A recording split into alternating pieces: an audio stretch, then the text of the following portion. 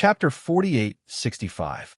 After a while, his eyes were filled with determination and determination. He raised his head to look at Fengjiu and said in a low voice, "As long as my lady can save Yunyang's life, my life is yours." Hearing this, Fengjiu smiled and looked at him meaningfully. "You won't regret your decision today." Yunyang, who was lying on the bed, looked at the man and tears streamed down her cheeks. It was all because of her. If it wasn't for her, he wouldn't have to do this. They didn't know the background of this red-robed lady. Who was she? If in the future, it's impossible for her to recover in a short period of time, I will stay behind to treat her. As for you, Mir needs a knife. As for what kind of knife it is, you could discuss it yourselves. Fengjiu said to the man, but her gaze was fixed on Song Mir. But Yunyang, the man was worried. I'm here with her. You won't be of much help here. I don't like people around when I'm treating her. Fengjiu said slowly.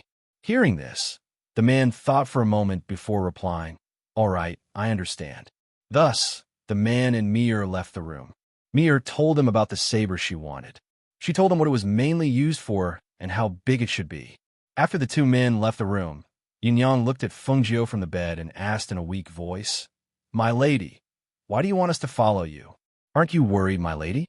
Hearing this, Fengjiu smiled. She stood up and walked to the bed. Worried about what? Worried that you'll go back on your word after I treat you? Or worried about your character?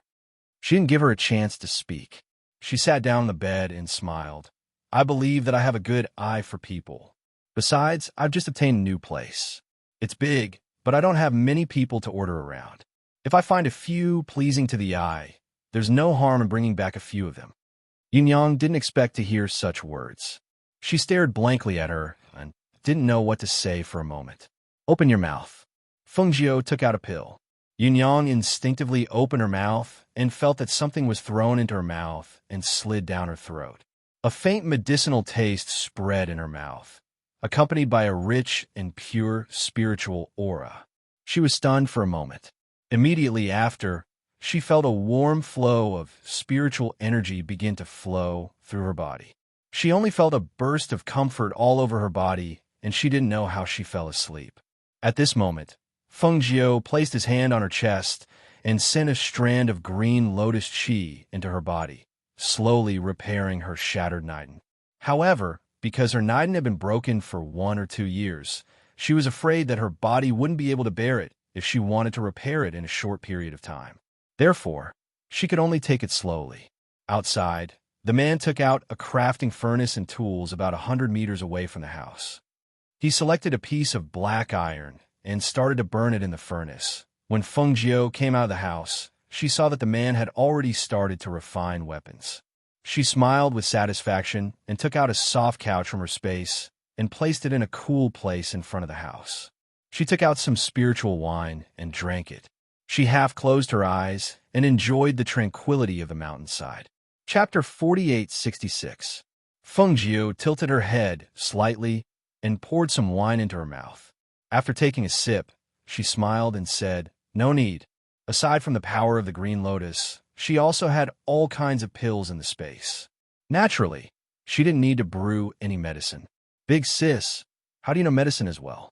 Also, I've never heard of anyone who knows how to repair inner cores.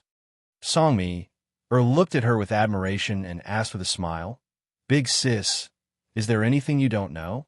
Fengjiu smiled and leisurely drank her wine. It's hard to say because I'm proficient in a lot of things. She even knew how to refine weapons, but she was too lazy to do so. The two chatted outside for a while before Songmi went to prepare the meal, leaving Fengjiu to rest. The days in the mountains were very quiet and boring. There was nothing else to pass the time. Therefore, in the past 3 days, Fengjiu spent most of her time lying on the soft couch and rubbing Tunyin from the space. The man didn't want the sound of forging to disturb her rest, so he stayed 100 meters away from her. There were also some trees in between. Therefore, other than having her vision obstructed, the sound was also much quieter. However, for someone of Fengjiu's cultivation, the sound of forging could still be heard clearly, especially when the man was forging day and night. In the past 3 days, the sound of hammering hadn't stopped at all. Songmi came out of the house with an empty bowl in her hand. She came to Fengjio's side with a smile and said, "Big sis, Yuanyang finished her porridge and said she feels much better. Can she get out of bed and walk around? Let her continue to lie down and take care of her body. When she can get out of bed and walk around, I'll let her down." Fengjio didn't even open her eyes. Her hand on her abdomen gently tapped along with the sound of hammering. "All right, I'll go talk to her," Song Mi said as she ran back inside. After a while, she came out. 2 days later, Fengjio said to Yuanyang, who was lying on the bed, "Come down and walk around today. Go and wash up." Hearing this, Yuanyang, who had been lying on the bed for 5 days, was overjoyed. A gentle smile appeared on her face, and she said, "Miss, I feel that the spiritual power in my body has gradually condensed. Am I going to recover soon?" It would be a lie to say that they were not shocked. In just 5 days, she had changed from a weak 70 to 80 years old woman to a 40 years old woman. Although the white hair on her head had not turned black like before, half of it was black. Not only that, her body had also returned to the state when she was 40 years old. If they had not seen it with their own eyes, they would not have dared to believe that she would have such a day. Fengjio slowly walked out and said, "If you want to fully recover, it will take about a month or so. However, your inner core is gradually recovering and your internal injuries are about 70 to 80% better. It's only a matter of time before you recover to your peak. All right, go and wash up." Seeing her leave, Yuanyang impatiently got out of bed and went to the bath water that Mir had prepared for her. Looking at her reflection in the water, she could not help but tear up. Chapter 48-67. Outside, 100 meters away, the iron hammer was still hammering away at the red-hot piece of iron. The originally unremarkable piece of black iron had now taken on a rough shape. Sweat poured all over his body, drying and wetting and drying again. The man was focused on hammering the iron and refining the weapon. He hammered again and again in a serious and focused manner. Every time he hammered down on the red-hot piece of iron, traces of fire would appear on it. Looking at the newly formed piece of iron, he placed it in the water and soaked it for a while. When the red-hot piece of iron came into contact with the water, it immediately made a hissing sound and the water began to bubble. He stopped to rest for a while and wiped the sweat off his face. He then looked in the direction of the house and thought for a moment. It had been 5 days, and he was still a little worried. Thus, he walked back to see how Yuanyang was doing. When he arrived at the front of the house, he saw the young lady in red resting on the soft couch in front of the house with a snow-white pet lying in her arms. Songmi was picking vegetables in the vegetable field. "Uncle Iron, do you want to see Yuanyang? She should be bathing right now." Mi raised her head from the vegetable field and smiled at him. Seeing that he was covered in sweat, she put down what she was doing and quickly walked back to the table in front of the house to pour him a glass of water. "Uncle Iron, it's been hard on you these past few days. Quickly drink a glass of water to quench your thirst." Hearing me say that Yuanyang was bathing, he was startled but did not go in. Instead, he took the water she poured and thanked her, "Many thanks." After drinking the water, he paused and asked worriedly, "How has Yuanyang been these past few days? Has her spirit been better?" Songmi smiled and nodded. "Don't worry. She's been well these past few days. It's fine, don't worry. Big sister has been letting her lie in bed for the past few days. She's only been allowed to get out of bed today, so you'll be able to see her after bathing." Hearing her words, his anxious heart relaxed. After putting the cup on the table, he went to the door and waited. Hearing some soft sounds coming from inside, similar to the sound of clothes being put on, he could not help but feel nervous. With her body in that state, would it be too difficult for her to bathe and put on her own clothes? What if water splashed on the ground and she accidentally fell? Her current body couldn't withstand such a fall. The more he thought about it, the more worried he became. Therefore, he called out anxiously from outside, "Yuanyang, are you taking a bath? Be careful, the floor is slippery. Don't slip, just wear your clothes. I'll help you dry your hair." Fengjio couldn't help but laugh when she heard his words. She secretly shook her head. Before he could finish his sentence, the tightly shut door opened. Yuanyang, who was dressed in plain clothes, stood at the door.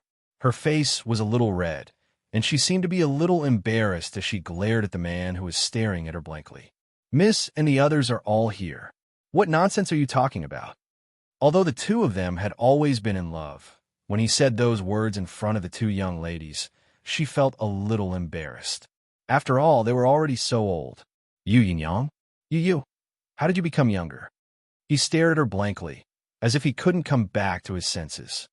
Chapter 48:68.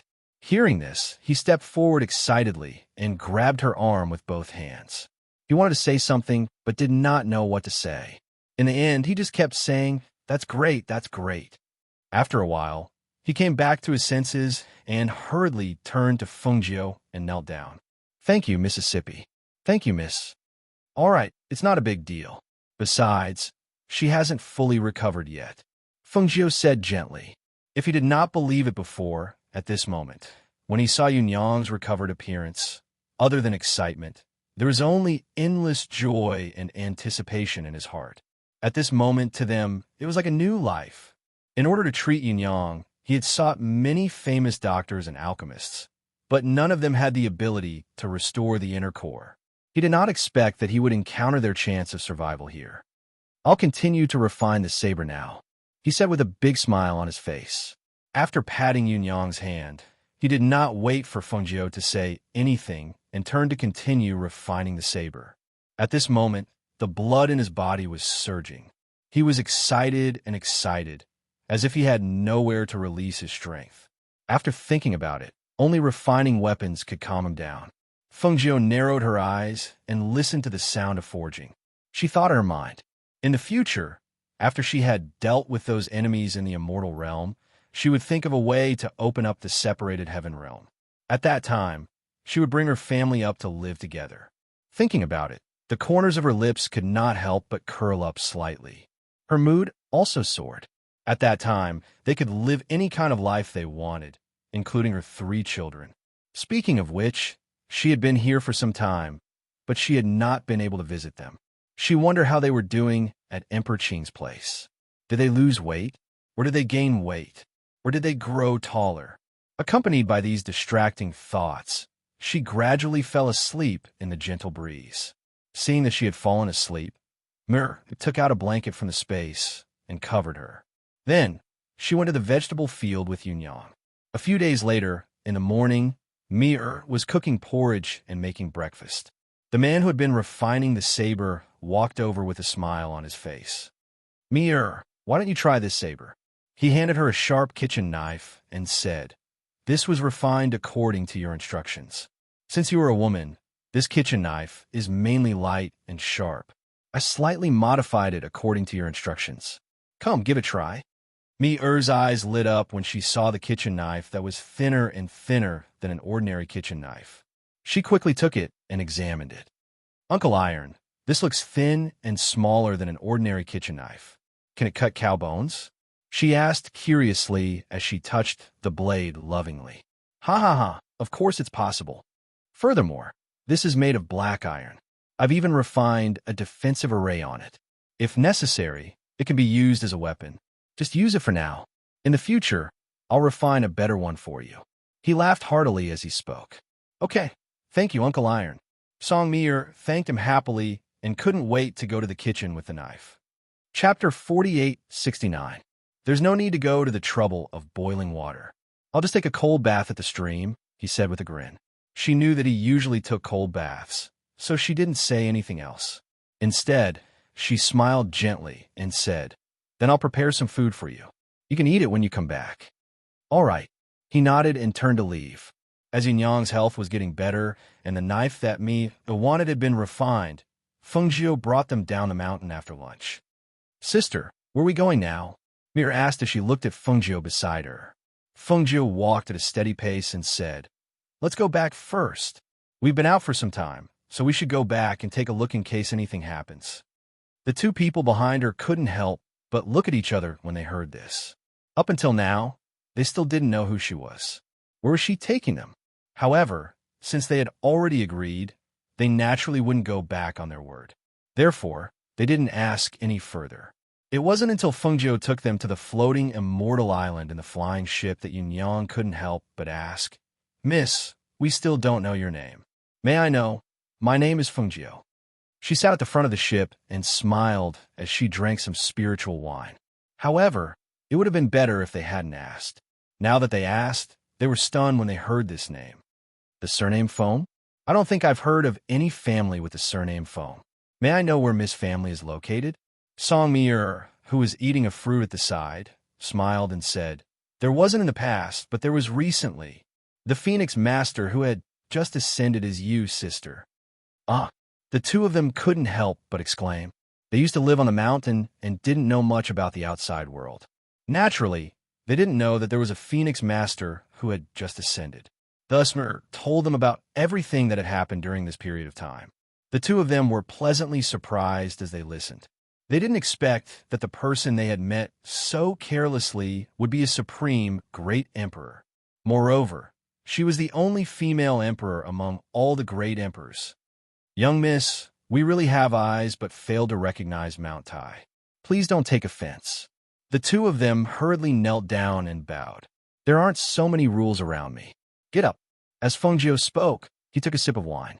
Looking at them, he said, "From now on, all of you will stay in my spiritual island, immortal residence. There aren't many people here now, but it will be very lively in the future." "Yes, thank you, young miss," the two of them replied. They looked at each other and smiled. They had never imagined that they would encounter such an opportunity. They would naturally cherish it. As the spaceship flew, Fengjiu suddenly raised her eyebrows and looked outside the spaceship. The man seemed to have sensed something as well. He quickly looked out of the spaceship and saw a group of people chasing after them. Some of them were riding on birds, while others were riding on flying swords. They looked menacing.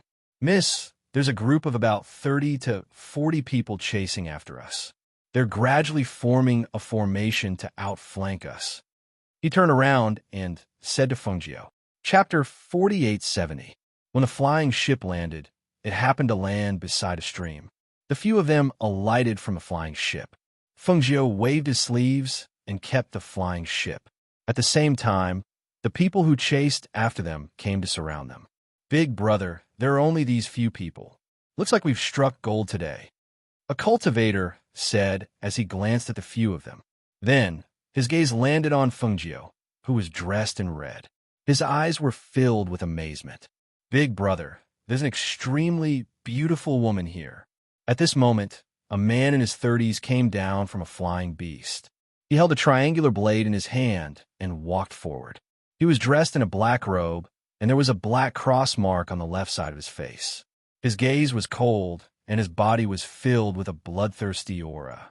When his gaze, which was as cold as a venomous snake's, swept past the few of them and landed on Fengjiu, there was a flash of amazement in his eyes. His cold gaze stared at him as if he was staring at his prey. Tai Song, who was holding Yunyang's hand, saw this and frowned.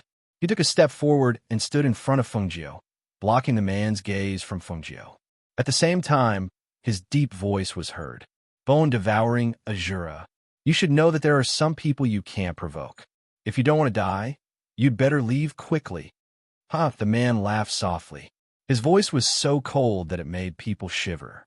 He stared at Tai Song and sized him up. "Those who have seen me are all dead. How did you recognize me?" Tai Song stared at the triangular blade in his hand and said, "Isn't the triangular blade the weapon that you always carry with you?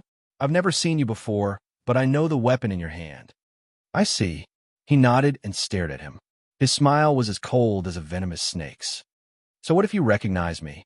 Those who have seen me must die. You're no exception." As soon as he finished speaking, he turned the triangular blade in his hand and immediately attacked him. It was so fast that it brought about a sharp and cold wind blade. When the surrounding people saw this, they just surrounded him and jeered. "Kill him, kill him." They knew their big brother's rules. When he killed someone, he didn't like them to help in a group fight, unless he gave the order for them to go forward and fight. Otherwise, they would only anger him. In his own words, there was no one that he, the bone-devouring Azura, couldn't kill if he wanted to. He didn't even need the help of others. Seeing the three-edged sword coming towards him, Tai Song stepped forward. At the same time, he turned his hand, and a large sword appeared in his hand.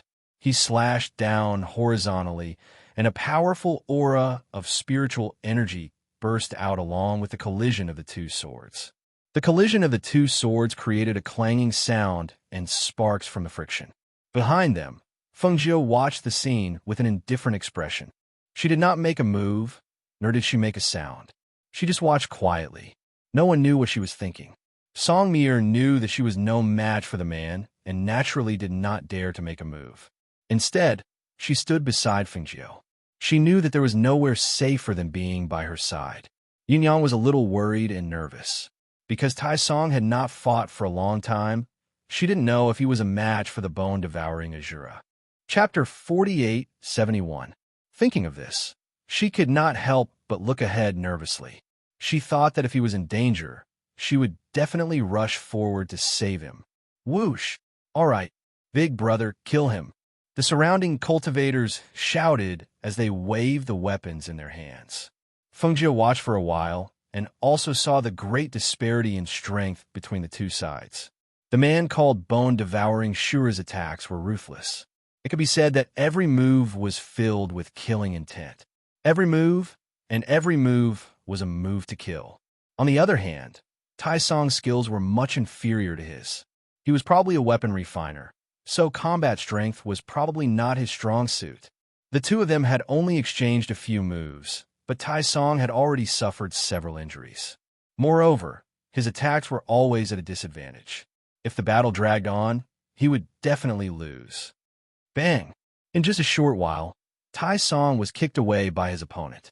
His entire body fell several meters away. His body rubbed against the ground as he retreated, leaving a trail of friction on the ground. Yunyang, who had been watching the battle, could not help but cry out in surprise. She immediately wanted to go forward, but she was pulled back by Mir. Your injuries haven't healed yet. You'll be courting death if you go forward, Mir said as she pulled her back with both hands, not allowing her to go forward.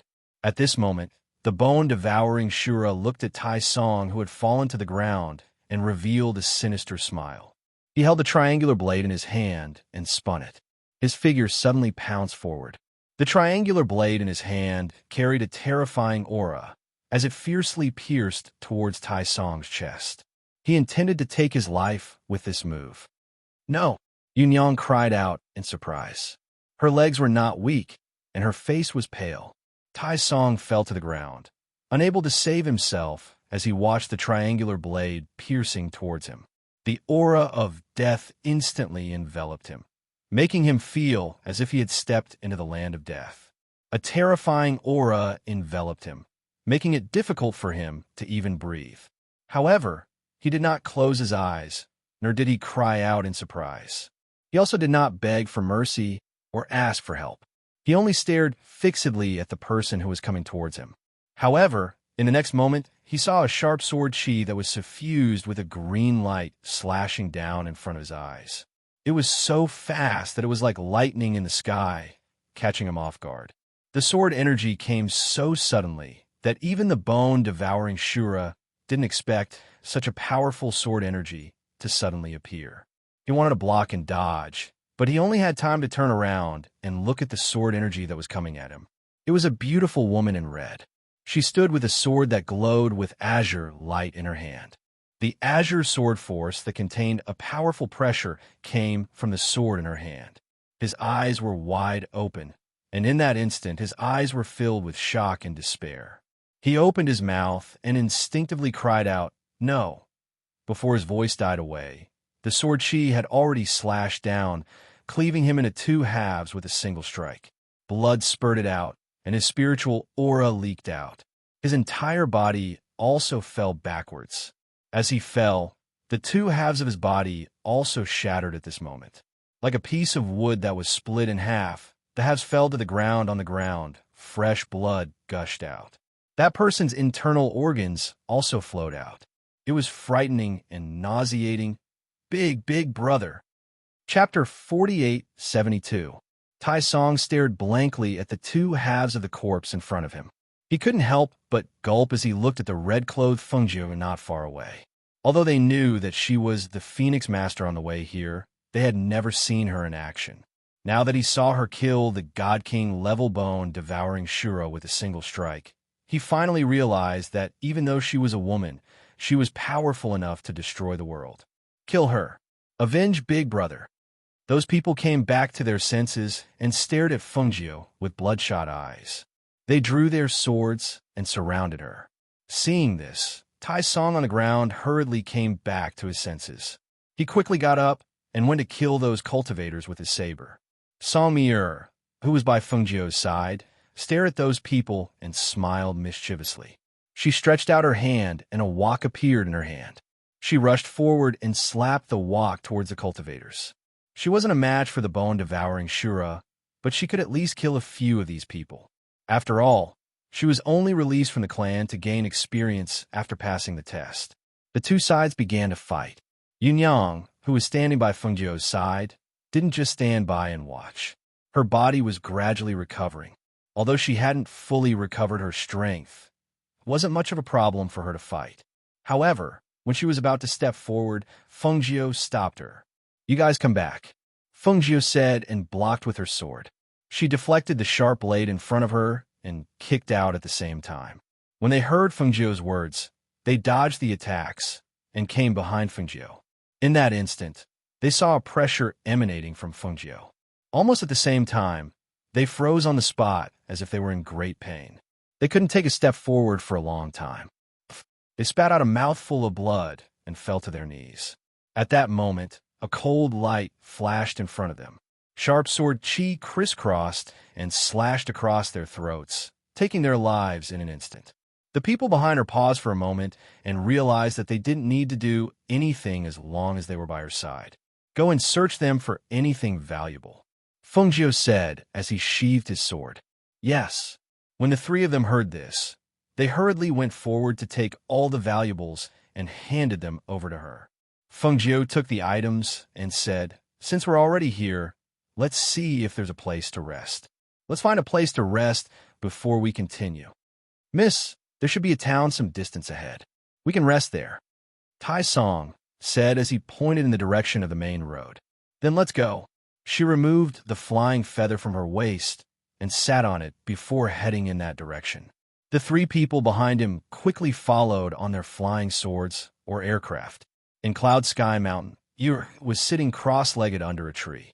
Both of her hands were supporting her chin, and she was blinking her big eyes while looking at the clouds and mist in front of her. She missed her mother. She really missed her mother. She really wanted to see her mother. In the past, his mother wasn't here. Now, his mother had ascended, but they still couldn't see her. Chapter 4873. "You," or turned to look at him. "Big brother, don't you miss mother?" "How?" Stood beside her and looked at the clouds in front of them. Yes. How could he not miss her? He also wanted to see his mother and see if she was okay. However, their master didn't allow them to go down the mountain. There was also a boundary array in the mountain. Without their master's permission, they couldn't go out. "Big brother, let's go out quietly and find mother, okay?" Yu-Er's eyes lit up, and her childish voice carried a trace of excitement. "Mother has ascended, so she must have an immortal mansion. We haven't been there yet. Mother's immortal mansion must be very safe there. Moreover, she is very powerful. Even if there is danger, she will protect us. Big brother, let's go see mother, okay?" She stretched out her small hand and pulled his sleeve coquettishly. After all, there were only the three of them and their master in this mountain. Moreover, ever since they came back, their master didn't allow them to go down the mountain. She really wanted to go out and see her mother and let her hug her. Big brother, let's go out. Call brother, let's sneak out, okay? We have the ability to protect ourselves now. Even if we meet bad people, we won't be afraid. Big brother, okay?" She pleaded softly, her small face full of expectation. How? Was struggling in his heart. On one hand, there seemed to be a little person in his heart saying, Go out and see mother because he also misses her very much. But on the other hand, there was another voice saying, Master doesn't allow them to go down the mountain. Mother also told them to listen to Master and cultivate well here. They shouldn't go down the mountain, little sister. Just as how was struggling in his heart, Mu Chen's voice came. She saw that he was still holding a sword in his hand. His face was still dripping with sweat, and his clothes were also soaked with sweat. He was panting slightly, looking as if he had just finished practicing. Big brother. Yu saw him and couldn't help but call out softly, lowering her head. She thought that he would definitely scold her again. Sure enough, just as she thought this, she heard her brother's voice. During this period of time, you haven't been concentrating on your cultivation. Now you want Big Brother to take you down the mountain. Do you know that if you do this, not only will Shizuan be angry, Mother will also be angry? Mu Chun reprimanded her sternly like an older brother.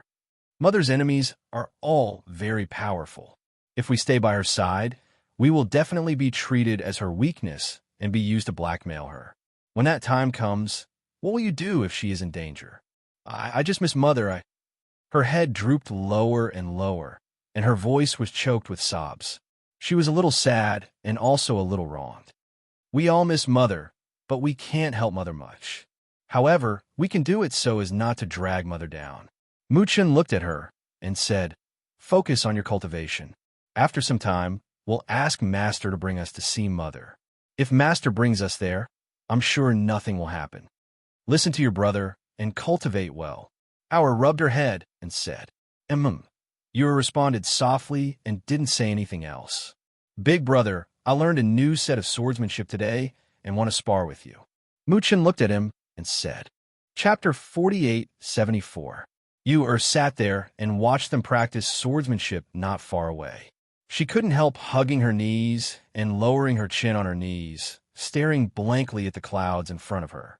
How who was accompanying Mu Chun, was also paying attention to her. Seeing her in low spirits, he also felt bad.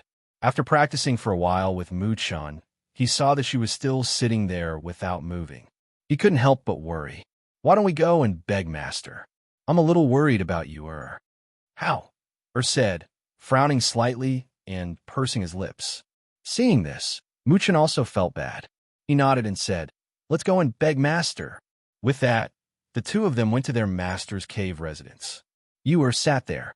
Although she knew that her brothers were right and that she should listen to them, she still missed her mother so much. The more she tried not to think about it, the more she wanted to think about it. In the past, she couldn't see her mother and couldn't see her. Now that they were both in the immortal realm, even if she couldn't see her openly, she could at least secretly see her mother, right? She could just watch from afar and come back after a glance. Thinking of this, she immediately got up and ran to her cave residence. She went to the place where she usually practiced calligraphy and left a message for her brothers. Immediately, she called out her contract beast, the nine-tailed fox. I want to go to my mother's place. Can't you travel through space? Send me there. Master, it's not good to go secretly, is it? The nine-tailed fox asked worriedly. Although it became smaller and weaker because of its master's strength, it still had the ability to travel through space. But if it left like this, wouldn't Emperor Qing be angry? Master won't let me go down the mountain. If I don't sneak, how can I go? And Big Brother and Brother won't let me go down the mountain, so I can only sneak down the mountain. You said, looking at it, and said, Hurry up, otherwise they will come back later. The nine-tailed fox was a little hesitant and said, But my strength is so weak now, even though I still have the ability to travel through space, but I'm not sure if there won't be a mistake, so I'm worried. It was worried that its master will be sent to other places. That would be troublesome. Where can it be sent to? No matter how wrong he was still in the upper immortal realm, right? Okay, it's okay. Even if I can't go directly to where Mother is, I can go find her myself. But I'm worried. It was really worried. If something happened to the little master, what should he do? No buts. There's nothing to worry about. Father and Mother both said that I'm a good person, and I've been working hard ever since I became a disciple of my master. I have the ability to protect myself now, so I'll be fine. Hurry up, or else I won't be able to leave even if I want all my brothers come back. She said anxiously. Her two brothers were sparring, and she didn't know what they were doing. If they came back later, how was she going to leave? She still wanted to see her mother. She promised that she would come back as soon as she saw her mother. Seeing her insistence, the nine-tailed spirit fox felt helpless. She could only say, "All right then, let's go outside. There are ray formations and barriers in this cave. I can't teleport out with my ability." Chapter 4875. The nine-tailed spirit fox looked around and nodded. It walked forward and couldn't help but ask, "Have you really decided to leave? What if I teleport to another place?" Its strength was pulled down because its master's strength was too low. Moreover, it hadn't tried its teleportation ability for a long time, so it was really a little flustered. I've decided. I've already left a message for my brothers. I told them not to worry. I'll be back soon." As she spoke, she was worried that her two brothers would suddenly return, so she said, "Hurry up." Seeing this, the nine-tailed spirit fox had no choice but to come to her side and said, "Hold my tail." "Okay." Yuer's little face was filled with excitement. She quickly grabbed its tail, and in the next moment, a ray of light surged out from its body. On the other side, Hauer and Mu Chun were in their master's cave residence. They were kneeling in front of him and begging, "Master, we really want to see Mother. Please." Before they could finish speaking, they saw their master, who was drinking tea, frown. He put down a teacup in his hand and rushed out. Seeing this, the two looked at each other and quickly got up to follow him. When they came outside, they happened to see a ray of light fly out of the boundary of their cloud, sky, mountain, and disappear into the sky. Seeing this scene, their faces changed. They thought of their sister at the same time. They thought that someone had sneaked in a cloud sky mountain and kidnapped their sister. "You, no need to go," Emperor Qing said. He clasped his hands behind his back and looked at the ray of light that disappeared in the sky. He said, "That's the aura of the ancient divine beast, nine-tailed spirit fox. That girl should have let the nine-tailed spirit fox take her out. She's really lawless. She doesn't even listen to my words." His brows were still knitted, and his face was slightly gloomy. He seemed to be somewhat unhappy. "Master, then you're she?" Hauer couldn't help but ask. However, seeing their master's gloomy face, the words that were about to come out of his mouth stopped. Yuer secretly left. It seemed that she had angered their master. They had been by their master's side for so long, but they had never seen their master's face so ugly. After thinking for a while, Hauer still opened his mouth and said, "Master, let's go and find Yuer." "Find her?" Emperor Qing looked at him and asked, "Do you know where she went? How do you know that the nine-tailed spirit fox will definitely send her to Fengjiu?" Hauer was taken aback. Just as he was about to ask what he meant, Mu Chun had already asked, "Master, are you saying that the nine-tailed Yuer?" His eyes, Emperor Qing and Emperor Qing, Emperor's fathers' and Yu's fathers. The Cyan Supreme Emperor stared at the sky for a long time before he exhaled softly. His furrowed brows relaxed as he walked over to the soft couch under the tree and lay down. He said, "The ancient nine-tailed fox god does have the ability to teleport people, but how old is that lass? Was her little bit of strength good enough?"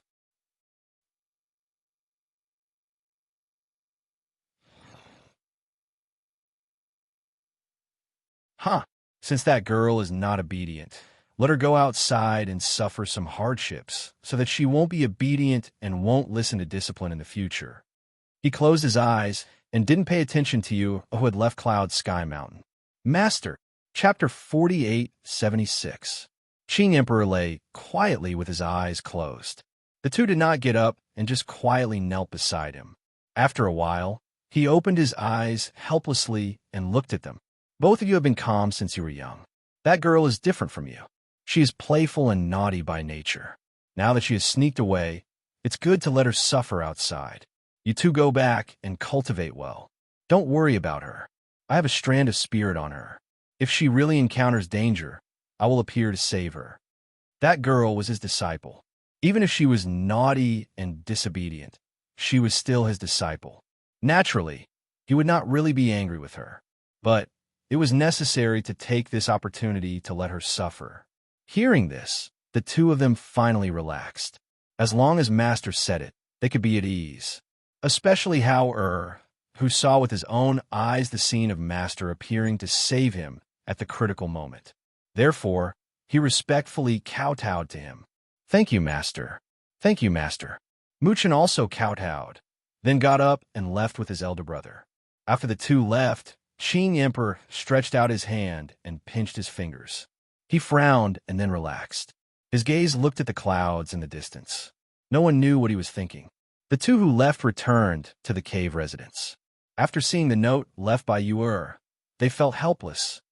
"Elder brother, do you think sister will encounter any danger? From what I see, Shizun wants her to suffer a bit outside. She went to find mother. Will she not be able to find her?" Mu Chen asked worriedly. "Master's ability is very powerful. Since he said it will be fine, then it will be fine. Don't worry. Let's cultivate well and wait here for sister to come back." Hao patted him on the shoulder and said. At the same time, Yuer, who was sent out by the nine-tailed Arctic fox, was somewhat miserable. The nine-tailed Arctic fox's strength had indeed weakened a lot. She wanted to send Yuer to the territory of Fengjiu, but who knew that she was powerless? "Where's this place? Why is there no one here?" Yuer asked the little white fox beside her. She frowned and was somewhat unhappy. The nine-tailed white fox lowered her head and said softly, "I don't know where this is either. I wanted to send Master to the Phoenix Master's territory, but my strength, it was too embarrassed to continue. What was afraid of really happened. It had been worried that this would happen, and sure enough, it really made a mistake." "Then can you send me to another place?" You were asked with expectation.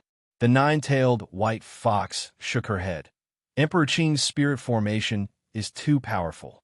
This time, I have used up quite a bit of my spiritual power. I can no longer send you away. I have to wait for my spiritual power to recover before I can send Master away." It was also very helpless. In the beginning, it didn't want to form a contract with the little doll, but it had no choice but to be caught by its master's mother. It had no choice but to form a contract with the little doll. Even a dignified, ancient mythological beast teleportation ability was so weak. Hearing this, Yuer thought for a bit, then said, "Okay then, go into the space and meditate. Once you've recovered, you must tell me." "All right, master. You have to be careful here alone," it reminded her worriedly. Chapter 4877. However, when she stepped on the flying sword and flew up, she saw a boundless forest and a mountain peak that reached into the clouds. She was stunned and could not help but open her small mouth. What kind of forest are you sending me to? Where's this place?" she muttered. When she wanted to go up a little more, she felt as if there was a force in the sky. Boundary. She was stunned. She looked at the sky, and her heart was in a daze. There was a boundary here. She could feel it. She wasn't afraid of the barrier's pressure because she possessed the aura of an ancient divine beast. However, it was too conspicuous to stand on a flying sword above the trees, and she didn't know where she was. So, she went down. Her small figure stepped on the flying sword and carefully skimmed through the forest. She flew about 10 meters above the ground. Hence, when she saw the ferocious beasts moving about in the forest below, her eyes widened. Did she fall into a deep forest where ferocious beasts ran rampant? How was she going to leave this forest like this? When she looked from above, she was surrounded by forests and mountains. She did not see any way out. Would she get lost in here and not be able to get out? Thinking of this, she could not help but worry. At this moment, she was vaguely regretting it. If she had not sneaked out, perhaps she would not have ended up in such a place. She kept walking in one direction, until the sky gradually darkened. She did not meet a single person or see a way out. However, she saw many different types of ferocious beasts. Moreover, because she possessed the aura of an ancient divine beast, she would release the aura of an ancient divine beast from within her body to scare off those ferocious beasts when she saw some flying-type ferocious beasts flying towards her. So, she didn't encounter any major problems along the way. As the sky darkened, the atmosphere in the forest became more and more eerie. She found a small cave to rest in and lit a small fire to warm herself. What is this? When she sat down in a corner, she felt a handful of fur on the ground. It looked like the fur of a ferocious beast. Just as she was thinking, she heard a roar from outside. Roar! Hearing the beast's roar, she hurriedly walked out. Her hands were clenched tightly as she arrived at the entrance of the cave. She saw a red-blazed lion with an injured hind leg baring its teeth and roaring at her. When she saw the fur around the lion's neck, she couldn't help but look at the fur in her hand. In an instant, she knew that the cave she was in was the lion's territory. Roar! It was a peak-level holy beast. When it saw that its cave was occupied by a human child, it bared its sharp teeth and roared at her. Well, I know this is your cave, but I have nowhere to go. It's too cold outside. Just let me stay here. Ewer said. Her small face wrinkled as she thought for a bit. Then, with her immature voice, she tentatively said, How about you also come in? But you can't hurt me. How about it? The holy beast was naturally intelligent and could understand her words. However, it did not agree because this was its territory. Roar! It roared threateningly and walked forward step by step. It opened its mouth and bared its teeth, looking like it was about to pounce forward. Chapter 48:78. While speaking, she released her ancient god-beast aura to intimidate this peak holy beast scarlet flame lion in front of her. Just when the lion was preparing to pounce on this human child and eat her as a snack, feeling the ancient god-beast aura, its paw couldn't help but paused, and a trace of fear and reverence appeared in its eyes. Looking at the little person in front of it, it involuntarily retreated, while letting out a low whimper. Seeing it had retreated, Yer secretly relaxed inside her heart.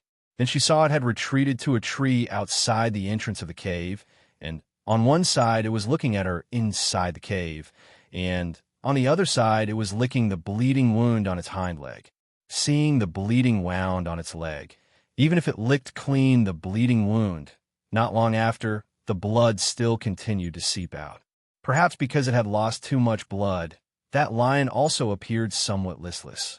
Ewer was roasting the fire inside the cave and eating the dry food inside her space. While looking at that lion lying listlessly under the tree, she somewhat struggled in her heart. She wanted to let it in, but she also worried that it would attack her. So she didn't let it in, and it was also her who had seized its nest. At this time, a lightning flashed in the pitch-black sky, followed by the sound of thunder, and wind blew, causing the leaves to rustle, and the small bonfire inside the cave also swayed along with the wind. Not long after, fine rain started to fall. At first it was fine rain, but gradually the rain became heavier and heavier, and was also accompanied by rumbling sound of thunder. Because the wind was blowing, she felt somewhat cold, so she took out a small cloak from her space and draped it on her body. Then, seeing that lion under the tree was drenched in the rain, she thought for a bit. Then, gritting her teeth, she stepped forward and shouted, Hey, come in. After that scarlet flame lion heard her voice, it looked towards her, thought for a bit, then got up. Step by step it walked towards the cave entrance. Its hind leg was slightly bent, and its pace was also slow. When it arrived at the cave entrance, its eyes had vigilance, and also had hesitation. You can rest over there. Ewer retreated to the side of the cave entrance, then pointed towards the inside corner. Seeing this, the lion limped in and laid down in a corner. However, the wound on its leg was still bleeding. After a while, perhaps because it could not hold on any longer, it lay there motionless as if it was dead. Ewer had been paying attention all along and saw that lion had already fainted, and the injury on its hind leg was still bleeding. And from the place where it was lying down, a large pool of blood was oozing out. Thinking for a bit, she took out the medicine and placed it in the bonfire. Along with the wind blowing inside the cave, the smoke was blown inside the cave and was inhaled by that unconscious lion. After a good while, Ewer stepped forward and took out medicine to help stop the bleeding and bandage it. Perhaps because the wound had been bandaged, the lion woke up and opened its eyes. However, it still lay there motionless, only looking at the little human girl who was bandaging its wound. I took up your space, so I'll help you bandage it as compensation, Ewer said. Then returning back to the side of the bonfire, she said, You can't move because I used medicine. I was worried that you would attack me, so I can only use medicine on you. But you can rest assured I will not kill you. I will leave after daybreak. Chapter 48:79. Roar. However, What answered her was not that lion lying inside the cave, rather the roar of a beast that came through the night wind and rain. Beast roar. Ewer vigilantly looked towards the outside of the cave. Hearing that sound, she felt that it was not too far from here. And at this time, when that lion lying in the corner heard the roar coming from outside, it immediately struggled to stand up. Merely, it had smelled the medicine of Ewer, and the effect of the medicine was still there. So how could it stand up? Seeing its appearance, and again hearing the roar coming from outside, Ewer immediately asked, "Are they looking for you? Don't tell me that the ferocious beasts outside injured you like this. Why do I feel that there is more than one ferocious beast?"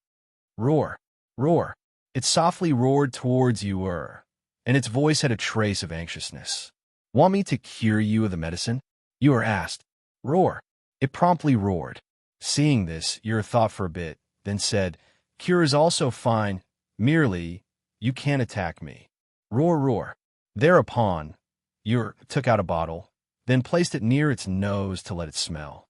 After a while, she saw it standing up, then quickly rushed out of the cave. "Hey, lion, where you going?" Ewer shouted. She arrived at the entrance of the cave, but didn't follow it out. So at this time, she saw that there were already several lions that looked exactly the same as that injured lion outside the cave. And among them, there was one whose strength was equally matched with that injured lion.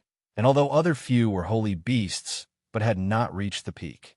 Practically without stopping, those 6 or 7 lions fiercely pounced forward to attack that injured lion. Seeing they were fighting, Ewer also vigilantly held her dagger and stared at that group of lions that were fighting in the rain. One of the lions was thrown in front of the entrance of the cave, and when it saw Ewer standing at the entrance of the cave, its eyes burst with bloodthirsty ferocity. Then it opened its mouth and pounced towards her. Roar, roar. However, just when that lion pounced towards Ewer, and when Ewer was preparing to fight, that lion which Ewer had helped to bandage suddenly pounced towards Ewer from behind, then bit that lion which was pouncing towards Ewer, and forcibly dragged it back. But because it turned around to bite that lion, it gave the other lions an opportunity. Almost at that moment, several lions pounced on it at the same time, using their sharp claws and teeth at the same time, viciously trying to kill it. Ewer blankly watched. She didn't expect that lion would turn around to save her, although she had the ability to save herself and wouldn't let that lion injure her. Seeing the injured lion being attacked and bitten by the lions, with its flesh being torn off and blood flowing out, she was furious. She immediately rushed forward with the dagger in her hand. Scram! The ancient divine beast's aura was unleashed along with the dagger in her hand, and it almost instantly enveloped the few lions. That was the imposing manner of the king among beasts. The ancient god-beast's coercion basically wasn't something that they could resist. Almost at that instant, those lions loosened their mouth and let out a low howl. And after being stabbed by the dagger in the hand of one of them scattered in all direction, then fled towards the dim light of night rain. Chapter 4880. Its body was twitching, and rainwater was falling down, washing the blood-dyed fur on its neck, making its fur stuck together. It was looking at Ewer with its eyes wide open, and blood was overflowing from its mouth. Ewer looked at it, and knew that if she didn't save it, it would definitely die. She thought for a bit, then took out a pill from her space, stepped forward and stuffed it into its mouth while saying, "This is a pill refined by my mother. I will give it to you. See whether it can save your life or not." She took out a medicine to stop bleeding and sprinkled it on its neck, helping it to stop the bleeding. Just when she was about to help it bandage, she saw a powerful aura gushing out from the body of that lion after eating the pill. Shortly afterwards, a ray of light burst out, and at the same time, lightning suddenly streaked across the sky. Ewer raised her head to take a look, then hastily hid inside the cave entrance. Just when she retreated to the cave entrance, the heavenly lightning struck down on that tree with a rumbling sound, splashing out a flame. Ewer exclaimed in a low voice, then retreated a bit, hiding inside a corner, only to hear 3 lightning strikes continuously struck down from the sky, and each one was more powerful than the previous one. Just when the 3 heavenly lightning strikes struck down, the surroundings recovered its tranquility, and even the rain also stopped. Meanwhile, in the mansion of this place, the people who heard those 3 heavenly lightning strikes were astonished. Then, standing on the roof of the immortal mansion, they looked towards the forest where the heavenly lightning strikes had struck down. It has been a long time since a mythological beast was born in our place. So how come there are 3 heavenly lightning strikes today, giving birth to a mythological beast? An old man said while stroking his beard, and his wise and far-sighted gaze seemed to be lost in thought. Old ancestor, the birth of a mythological beast on our immortal island is a very good thing. Wait for me to bring people to look for it, and see what kind of mythological beast was born, then give it to the younger generation of our clan to contract. A middle-aged man said with a smile, while clasping his hands behind his back, looking at that distant forest. Having heard what was said, the old man smiled, and his hand that was stroking his beard paused, then said, "Mythological beast is proud by nature. If we capture it and give it to the younger generation of our clan, first, it will be too easy for the younger generation to obtain it, and second, if we don't personally tame it, it will be somewhat wild." He paused for a bit, then said, "Now it is also the middle of the night, so forget it, tomorrow. Let the younger generation of our clan go to that forest to look for it by themselves. Also let them gain experience." "But old ancestor, that is a mythological beast. I fear that the younger generation of our clan, right?" The middle-aged man somewhat hesitated. "You can't even tame it?" The old man glanced at him, his aged voice carrying an unknown meaning. Hearing those words, the middle-aged man's heart stirred as he said, "Old ancestor wants Junyin to go and make the arrangements." The old man said. He turned around and went down without saying anything else. Then, and in that forest at this moment, Ur was surprised with her eyes wide open, looking at that majestic lion who was looking at her with high spirits. Unexpectedly, actually healing. It. Chapter 4881. It couldn't be that it wanted to eat her, right? Just when she was thinking, that lion bent its front paw and knelt down. "Many thanks for saving me, and also for helping me to advance in a god beast. From now on, I will follow you, master." Master?" Yu was dumbfounded and said, "I already have contract beast." "I know, master's life-bonded beast is an ancient divine beast. However, master, my fighting strength is very strong. I can protect you. In this forest, there aren't many divine beasts. With me by your side, master won't encounter any danger." Actually, the most important thing was that she could take out a pill that could help it advance. Moreover, she also had ancient god beast as contract beast, so it knew that the origin of this human little girl before its eyes was definitely extraordinary. Following her, there would only be benefits and no harm. One should know that in this forest, there were countless holy beast-level ferocious beasts, but majority of them stopped at the peak of holy beast and were unable to advance any further. Some even waited for several hundred years, but were still unable to become god beast.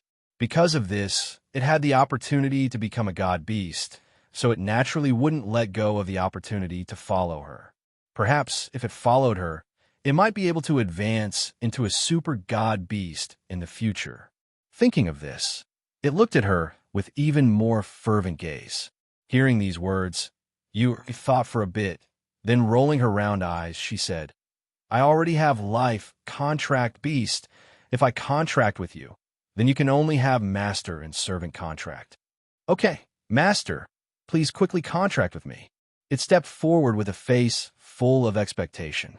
Encountering this kind of beast that was rushing to be her servant beast, Ur also had a helpless face, but she also wouldn't refuse the benefits that were delivered to her door. Moreover, this lion had eaten a pill of her mother. Thereupon, she imitated the contract method that her mother had taught her before, and a drop of blood flew into the glabella of the lion, forming a master and servant contract. After the contract was formed, the flame in the glabella of the lion also changed shape. After contracting with the lion, Ur beckoned it to enter the cave, Then, sitting beside the bonfire to warm her hands, she asked, "Where is this place, Ah? How can I leave this place?" Hearing this, the lion was startled and asked in surprise, "Master doesn't know where is this place." "Then how did Master come here?" "It was transferred here. It's just that there were some mistakes, and it ended up here," Ewer said. Then, supporting her little chin with her hand, she asked, "Do you know the way out of here?" Hearing that, the lion revealed a human-like wry smile. "Master, you might not know this, but this is not an ordinary place. It is the forest where a great emperor's floating island is located. The great emperor on this island is the great Emperor Shao Tian. As far as I know, he is an almighty who secludes himself from the world. The people living on this island are the descendants of the great Emperor Shao Tian. Furthermore, there is a spirit formation here, so ordinary people cannot leave or enter this place." It looked at its master in front of it. It really didn't know how she got here. He was able to enter Roaring Sky Emperor's island without making a sound. It seemed that Roaring Sky Emperor and the others didn't know that a human kid had entered their island. Hearing this, Ewer couldn't help being dumbfounded. It was actually an immortal island where a great emperor secluded himself from the world.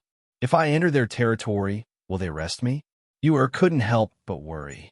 Chapter 4882. What's the matter? What mental preparation? Ewer wrinkled her little nose and asked. Lion looked at the pitch-black sky outside and said, "Previously when I advanced, 3 heavenly thunders sounded. I am afraid that it alarmed the descendants of Howling Heaven Emperor. They should already know that there is a mythological beast in this forest. Since they know that there is a mythological beast in this forest, they will certainly send people to look for it. So if they come to look for you, it is possible that they will meet me." Ewer now knew the seriousness of the matter. If she was caught, who knows what kind of end would she end up in? In this place, even if she wanted to ask for help, no one would know that she was here. She stood up and walked back and forth in the cave while muttering, "Let me think, there will be a way." The night gradually deepened. After the rain, the forest was emitting the smell of soil and leaves. The wind blew into the cave, cool and refreshing. Lion was worried that its little master would catch a cold, so it let her sleep beside it and use its body temperature and fur to warm her. Because of the master and servant contract, Ewer was relieved. She didn't need to worry that the lion would hurt her. After all, the master and servant contract had a fixed rule that if the master died, the contract beast would not be able to live. After thinking for a long time, Ewer was helpless and had no choice but to curl up beside the lion and sleep. The next morning, at the immortal mansion, at this time, large and small children were standing in front of the open space, listening to the instructions of the patriarch. This time you are allowed to enter the forest to gain experience. It is also to enhance your ability to adapt and combat effectiveness. Remember, Shao family's children, no matter what, you must support each other. You must remember the first rule of the family: never attack your own family. Shao family's patriarch stood in front of them with his hands clasped behind his back. After listening to everyone's respectful response, he said, "After entering the forest, everything depends on you to support each other. You must ensure your own safety. You're going in to gain experience and enhance your combat effectiveness, not to throw away your life. If you encounter danger that you are unable to cope with, remember to break the Jade Tablet and teleport back." "Yes," everyone responded again. "Great Elder, take them to the teleportation array." Shao family's patriarch instructed the old man beside him. "All right." The Great Elder responded and led everyone to the teleportation array. After they left, Patriarch Shao looked around and asked with a frown, "Why didn't Junyin come? Did you tell him?" A middle-aged man stepped forward and said, "Yes, Patriarch. The young master left early in the morning."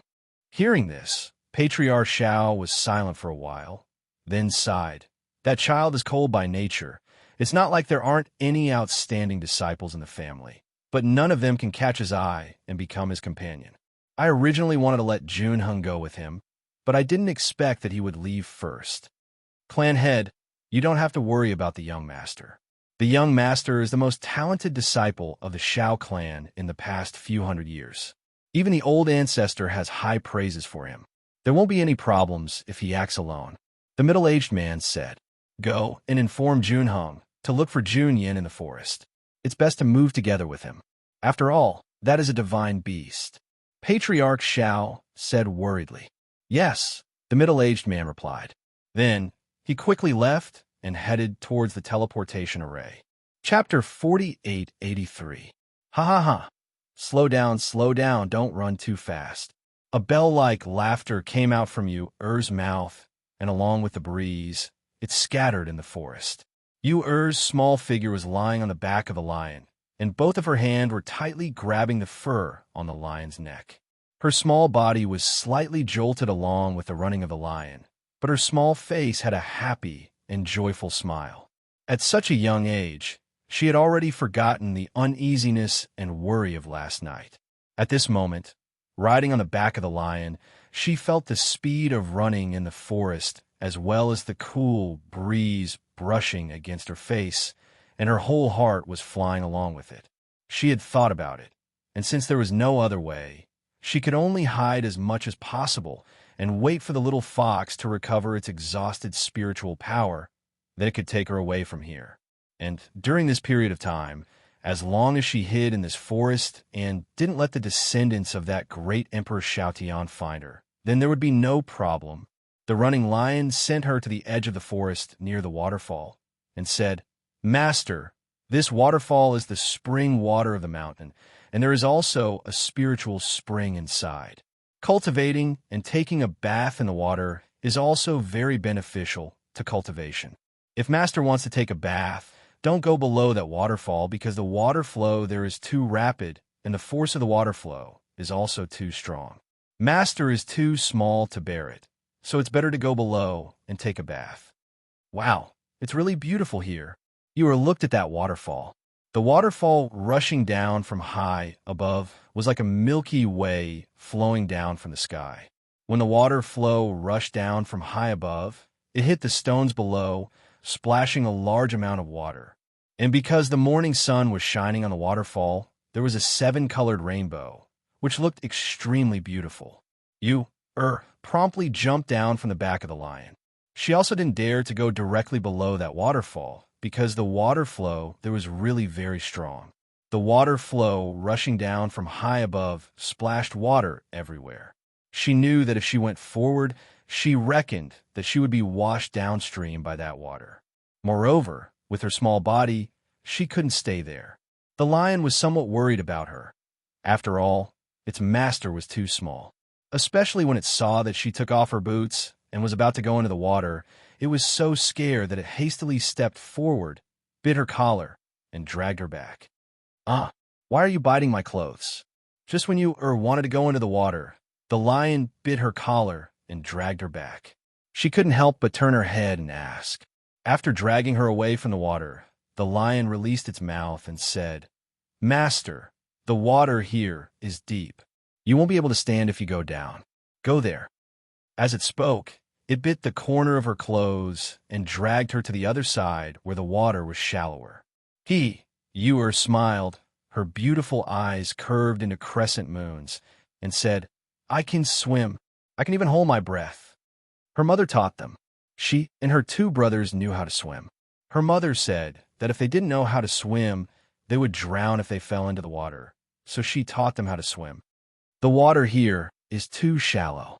It's not fun." Yu looked at the place where the lion had dragged her. That was a small place with stones all around, and the water in the middle was only up to her knees.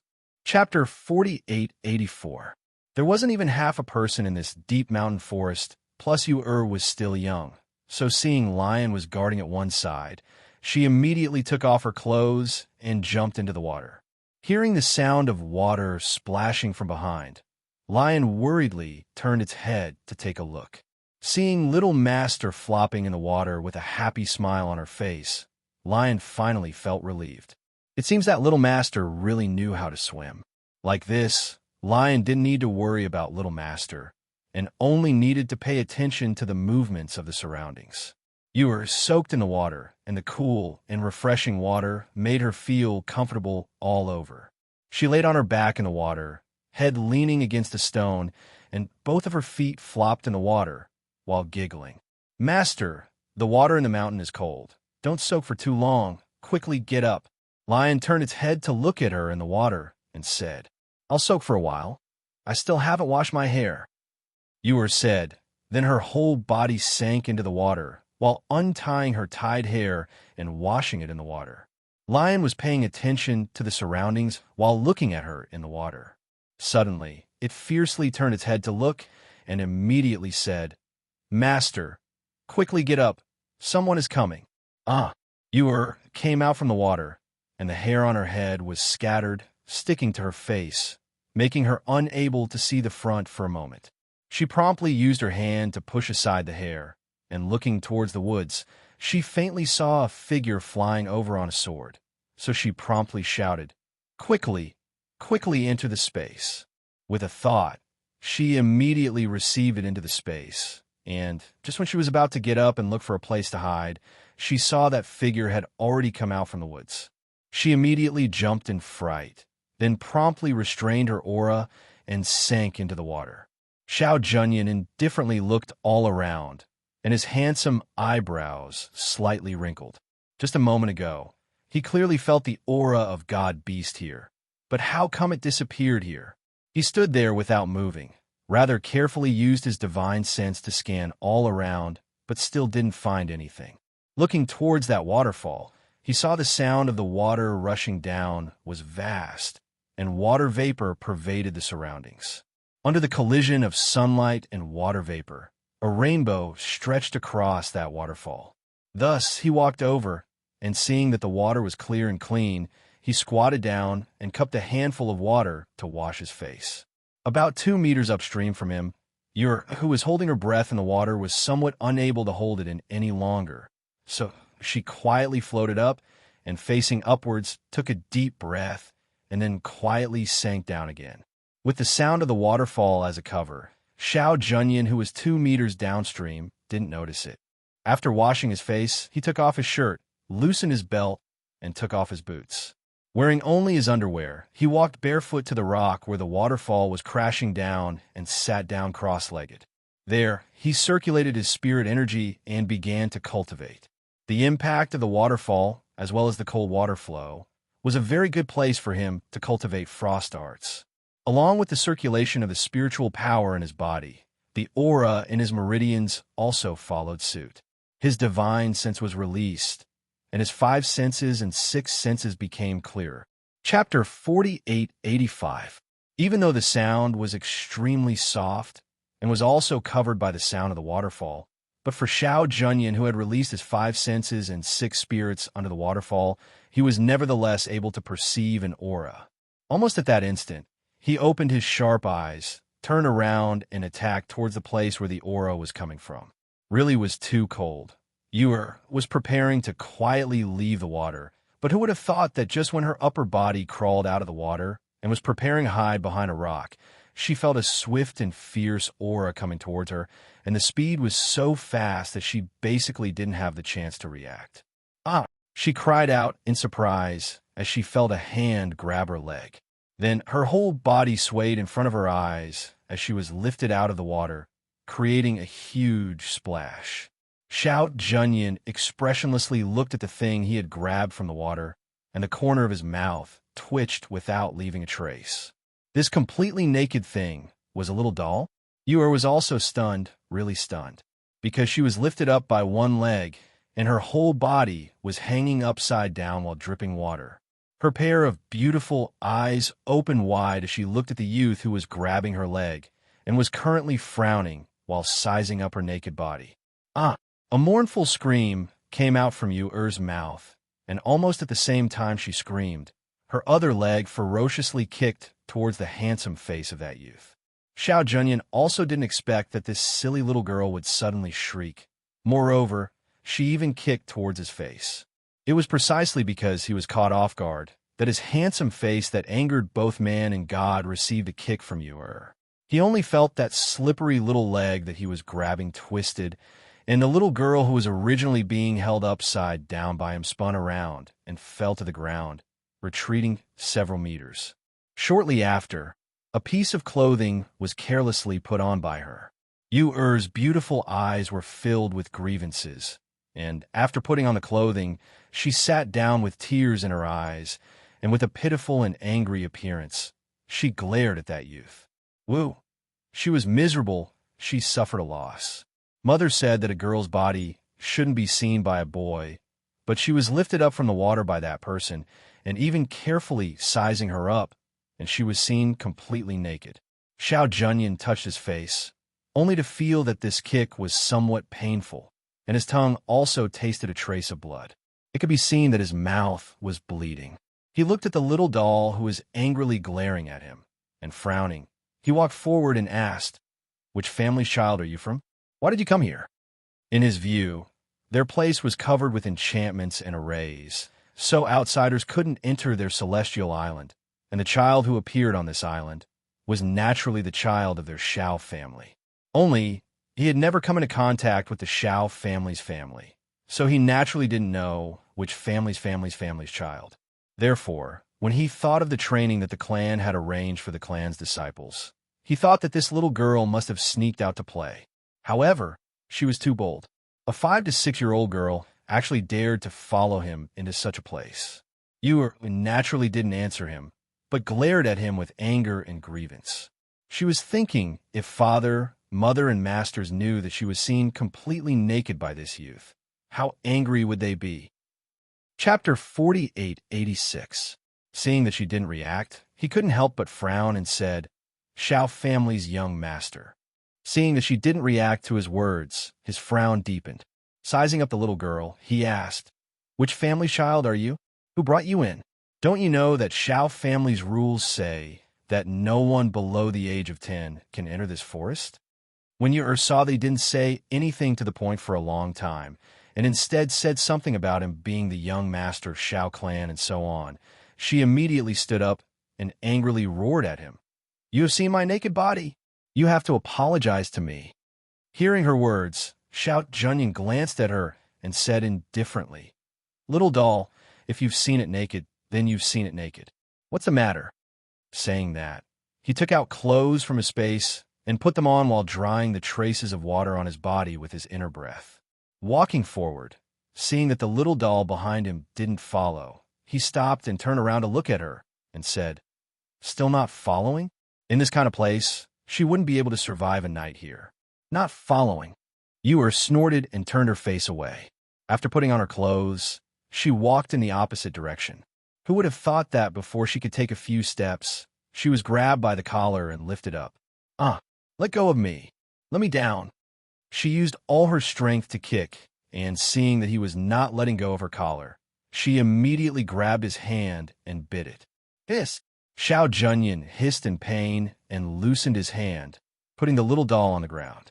Looking at his wrist, he saw that there was a bite mark on it, and blood was seeping out. He frowned and stared at the little doll on the ground who was about to run away.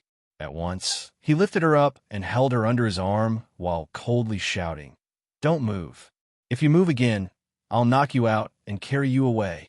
Yu glared at him with her pair of eyes as if a small beast, and seeing him placing his hand on her head, her originally wet hair was dried by him, and along with the surge of his aura, her originally somewhat cold body also gradually warmed up. "Where's your transportation jade tablet?"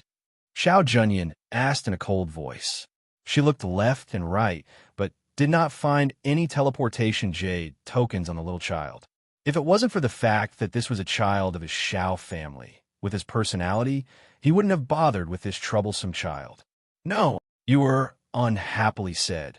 Then she turned her head and didn't look at him. Xiao Junyan frowned, thinking that if this child had secretly followed them in, naturally no one would have given her a life-saving teleportation token. She fell silent for a moment, then asked, "Are you the only one in the vicinity? Who brought you in?" Yu's gaze turned, and struggling to get down from his arm, she stood in front of him and made a face, then angrily said, "Other than me, aren't you a human?" Xiao Junyan looked at her and did not say anything for a while, as if she was thinking about something. Yu saw he didn't speak and kept staring at her, so she also stared at him, carefully sizing him up. This person looked to be about 15 or 16 years old. Although she had seen many good-looking people, but she couldn't deny that this person was really quite good-looking. He was wearing a black robe, and the sleeves and collar were embroidered with cloud patterns. A jade belt was tied around his waist, and his cold face was very intimidating. However, these were nothing to her, so naturally she wouldn't be frightened by him. Chapter 4887. Hearing his words, Yu-Er's gaze turned and a trace of craftiness flashed past her eyes. Did this person think that she was a member of the Xiao family? Thinking of this, she blinked and recalled that he had said that he was called Xiao Junyan and was the young master of the Xiao family. Thus, she quickly made a decision in her heart. Still not walking? Waiting to be fed to the beasts. Xiao Junyan walked forward, and seeing that she was still standing there, he called out to her. Yu immediately followed his footsteps, neither hurriedly nor slowly following beside him. Merely, her small body's pace was also small, so she gradually fell behind him, pulling apart some distance from him. The weeds in the forest were already half a person's height, so they could easily cover her small body. As Xiao Junyan walked, he saw that the little thing had stopped breathing. He turned back to take a look and saw that the little thing was struggling to push aside the weeds and walk towards him. Seeing this, he stood there without moving. After a while, when she came to his side, he reached out and scooped her up with one hand and carried her up with large strides. I can run by myself. I don't need you to carry me. Yu shouted. She didn't want this person to carry her. Your legs are short, Xiao Junyan said coldly. His footsteps shifted and his figure flitted through the forest. When he encountered the beasts in the forest, he directly leaped off the ground to avoid them. After carrying the little thing with one hand for a distance, he found that this little doll was still a little heavy. After walking for a distance, the hand carrying her was actually slightly sore. He couldn't help but admit that this little doll was a fat doll. Even if her body was small, her body was soft and full of meat. With someone carrying her, she didn't need to walk, and you also didn't shout for him to put her down. Instead, she let him carry her with a clear conscience. Rolling her eyes, she shouted, I'm hungry. Hearing this, Xiao Junyan paused and found a place to stop. Putting the child in his arms aside, he took out the seclusion grain pill from his space. Eat it. He handed it to her. Yu looked at it and her eyes widened. This? I don't eat this. It's not delicious. I want to eat meat. She didn't want to eat the seclusion grain pill. Moreover, that seclusion grain pill was not as good as the one made by her mother. She didn't want to eat it. Eat it. He pushed it forward and looked like he was going to stuff it into her mouth. No, I don't want to take this medicine, she shouted as she backed away. Xiao Junyan, who had never taken care of a child before, saw the little thing staring at him warily with a pair of eyes, as if she was afraid that he would stuff the seclusion grain pill in his hand into her mouth. He could not help but frown as his eyes darkened. Pausing for a moment, he put away the seclusion grain pill and said, Wait for me on the tree. I'll go get some meat for you. As expected, children were troublesome. Hearing these words, Yu didn't resist. Walking forward, Yu let him carry her up the tree and found a place to put her down. Sit tight and hold onto the branch here. Don't fall. I'll be back in a while, he said coldly. I know, Yu replied. After watching him fly away, she took out a spirit fruit from her space and ate it. Her eyes darted around, and no one knew what she was thinking. On the other side, Xiao Junyan was worried about the little thing that had been left on the tree. Hence, after catching a gray feathered spirit chicken, she came back. Seeing the little thing sitting obediently on the tree, she went forward to bring the little thing down. Then, she picked up some branches from the surroundings and roasted the spirit chicken. Chapter 4888. Hearing this, Yu-Er's little hand that was holding the chicken drumstick paused. Let someone take her back? Go back to where? Xiao family? If she went to Xiao family, wouldn't she be exposed? As she chewed on the chicken drumstick, her eyes rolled around. Xiao Junyan looked at the little girl who was eating the chicken drumstick with both hands. In a short while, only the chicken bone was left of the drumstick in her hands. She looked at him with a fat face and stretched out her hand again. Seeing this, he tore off another chicken drumstick for her and tore off a wing for himself to eat. After the two of them finished eating the roasted chicken, Xiao Junyan carried her to a spring to wash her face and hands. At this time, rustling sounds came from the forest. Xiao Junyan raised his head and looked over. A thick and strong ferocious beast was walking out from the forest. Wherever it passed, the weeds were trampled flat. Roar! That ferocious beast discovered the two people at the spring and immediately roared and pounced towards the two people. "Be careful!" Xiao Junyan shouted and carried Yu up with one hand.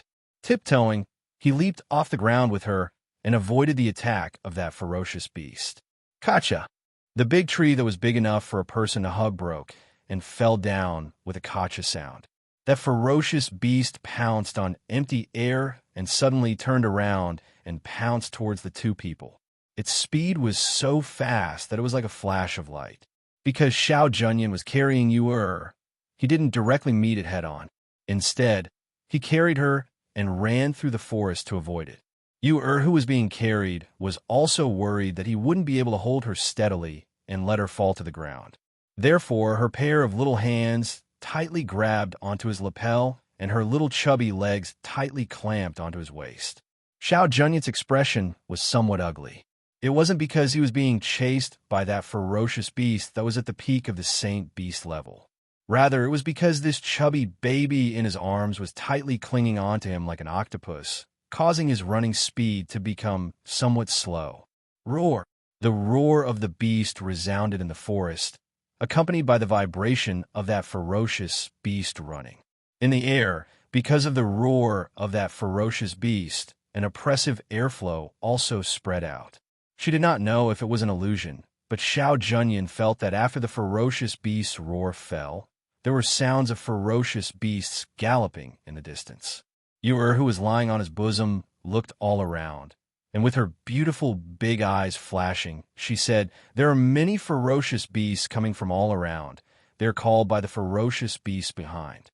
Yu said, then patting his shoulder with her little hand, she curiously asked, "Why didn't you kill that ferocious beast? Why did they run away when they saw that ferocious beast? Don't tell me you can't beat it? That's because you were there," Xiao Junyan said coldly. If it weren't for the fact that he was concerned about this little thing, why would he need to turn around and run away? If they were to fight, they naturally wouldn't be able to take care of this little fellow. No matter how much he thought it was troublesome, he couldn't just leave such a young child of the Xiao family behind, right? Yu was startled. Then, blinking her eyes, she crisply said, "Just put me down. I will take care of myself." As soon as her voice fell, the person who was galloping stopped abruptly. Because of the sudden stop, she was almost thrown out. Fortunately, she was tightly holding on to his lapel, so she was not thrown out. "Now, even if you don't want to come down, you have no choice," Xiao Junyan said, as his gaze swept over the surroundings. Raising his chi, he brought her to the tallest and largest tree nearby. Chapter 4889. Yu looked down from the tree. He had placed her high up, and when she looked down, she could only vaguely see Xiao Junyan below, holding a sword in his hand as he attacked the ferocious beasts that were pouncing forward. She had originally thought that this person's strength was very weak. However, after seeing him unleash his full strength, she knew that this person was not weak, but very strong. She reckoned that his skills and cultivation were above her elder brother's. Well, this person was a few years older than her elder brother, so it was normal for him to be more powerful than her elder brother. But who knew that her two elder brothers would not be as powerful as him in the future? The screams and roars of the ferocious beasts spread throughout the forest, and the smell of blood also spread throughout the forest along with the wind. Yu, who was sitting on the tree, saw that Xiao Junyan below was more than enough to deal with those ferocious beasts, and she immediately retracted her aura and quietly left this place. She was not really a child of the Xiao family. If she were to let the people he called to bring her back to the Xiao family, who knew if she would be killed? At least in this forest, there were no ferocious beasts that could hurt her. When the little fox's spiritual power had recovered, perhaps it could bring her out of this place. She still wanted to see her mother. After Xiao Junyan had dealt with those ferocious beasts, he once again gathered his energy and came up to the tree to carry that little fellow down. only to discover that the little fellow that he had placed on the tree had disappeared. Slipped away? He furrowed his brows and scanned his surroundings. How did that little thing slip away without making a sound? Thinking that the little fellow had secretly followed them out, and he had told her that he had already asked the people of the family to come and bring her back, he was afraid that she did not want to be brought back and had slipped away first. Thinking that the little fellow was so small, and that this place was filled with unknown dangers, if they had encountered a ferocious beast, he was afraid that the little fellow would be swallowed whole in one bite. At that moment, he flew up on his sword, looking for the figure of that little fellow. After Ewer slipped away from the tree, she walked around the forest. She had stayed here for a few days, and when she encountered ferocious beasts, she did not need to fight at all. As long as she released the might of the ancient divine beast, those ferocious beasts would have to avoid her. While humming an unknown tune, he swung a tree branch that he had picked up from somewhere and walked briskly. Ever since she had left that large tree, she had used a sweeping pace. In just a short while, the distance she had opened up was already not short. Hence, she did not have to worry about being caught back by Xiao Junyan. She came to a tree and stopped to rest. She looked left and right, then jumped onto the tree and sat down. She took out fruits from her space and ate them while swinging her dangling legs. The branches and leaves on the tree were lush, and her figure was small. If she sat on the tree and didn't speak and held her breath, it would be difficult to find her. After eating a fruit, Yuri yawned, seeing the sun was burning fiercely above her head, and this place was covered by tree leaves, and the cool breeze was very comfortable. Immediately, she found a comfortable position on the tree and slept. She didn't know how much time had passed, but the sounds of fighting in the forest woke her up. She opened her eyes and saw a 14 or 15-year-old boy being attacked by two sacred beast-level lions. His body was covered in wounds, but he was still fighting with his teeth bared. Chapter 4890. She recognized that those few lions were precisely those lions that had attacked that lion in her space a few days ago. She had heard from that Xiao Junyan that the people who came in should have that transferred jade tablet on their waist. Her gaze sized up that injured youngster who was gasping for breath, but she didn't see anything like a jade tablet. Roar! The lion was very patient with this prey that had reached its mouth. While playing with him, it didn't pounce on him and bite him to death, rather looked at him struggling. Xiao Juanheng pursed her lips and retreated. After a long battle, her physical strength was gradually declining, and adding on the injuries on her body, her steps were somewhat unstable. And as it happened, that transfer jade tablet that could save his life was torn off by the lion in the previous battle, and she didn't know where it was thrown away. Ewer was currently looking at the battle in front of her. She saw that youngster was wearing a crescent moon robe, and his appearance was also very outstanding. Merely his strength seemed a bit weak. And, at least compared to that Xiao Junyan she had met before, he was a lot weaker. But looking at the two, there should only be a difference of 1 or 2 years. So how could there be such a big difference in strength? Just when she was thinking whether she should go down to help save him or not, she heard an extremely subtle hissing sound and suddenly felt a slight chill on her neck. She instinctively stretched out her hand to grab it. A finger-sized cyan-colored poisonous snake was tightly pinched by her hand, and the snake's tail was tightly coiled around her arm, and it was spitting out its tongue towards her while issuing hissing sound. "Want to bite me?" Ewer looked at that cyan-colored poisonous snake with a smile, and said in a soft and cute voice, "I, however, hold grudges very well." While speaking, her hand took out a dagger and directly stabbed towards the 7 inches of the snake. Hiss! That snake hissed, and because of that dagger stabbing and twisting, its entire body was cut into 2 parts.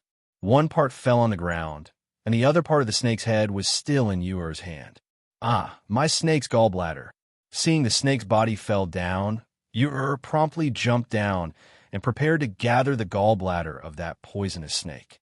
Who would have thought that when she jumped down, her whole body just happened to sit on the back of a lion that was staring at that human prey. With such a small person suddenly falling from the tree, not to mention the lion that was suddenly ridden on top of its head by a human, even the young man who was panting while leaning against the tree was stunned for a moment. especially when he saw that the thing that had fallen was none other than a little girl of 5 or 6 years old. His expression changed. "Come down quickly. Get behind me." He hurriedly shouted and wanted to go forward to pull the little girl who was riding on the lion's back.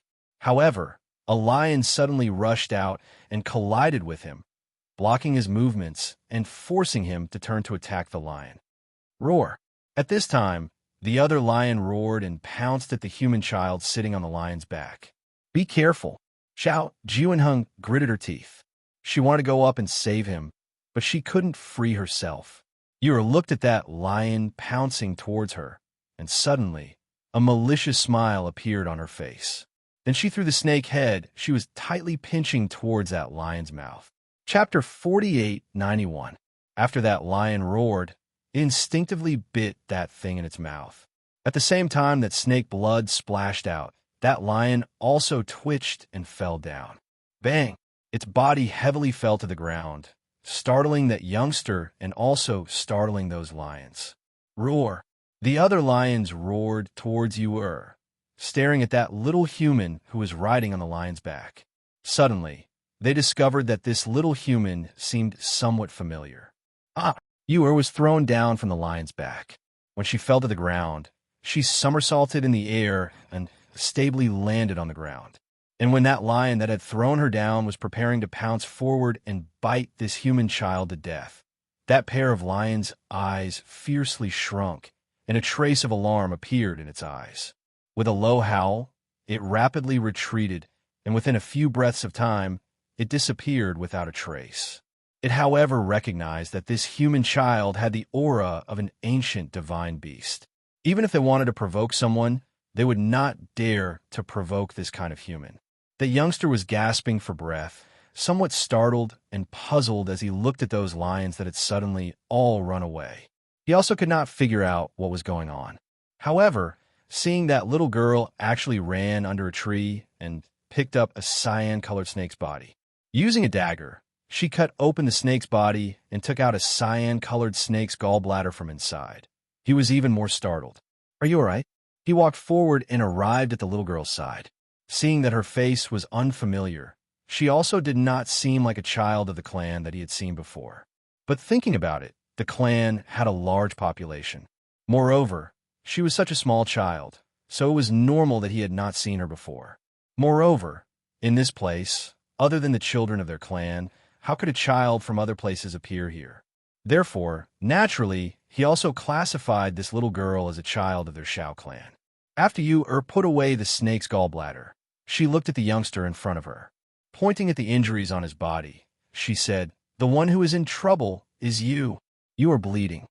So bad. She was so small, but she was also not injured and bleeding. "That's right. I am injured." Xiao Jianheng lightly exhaled and sat down with her back leaning against a large tree. Taking out medicine, she sprinkled it on the wound and used a simple gauze to bandage it.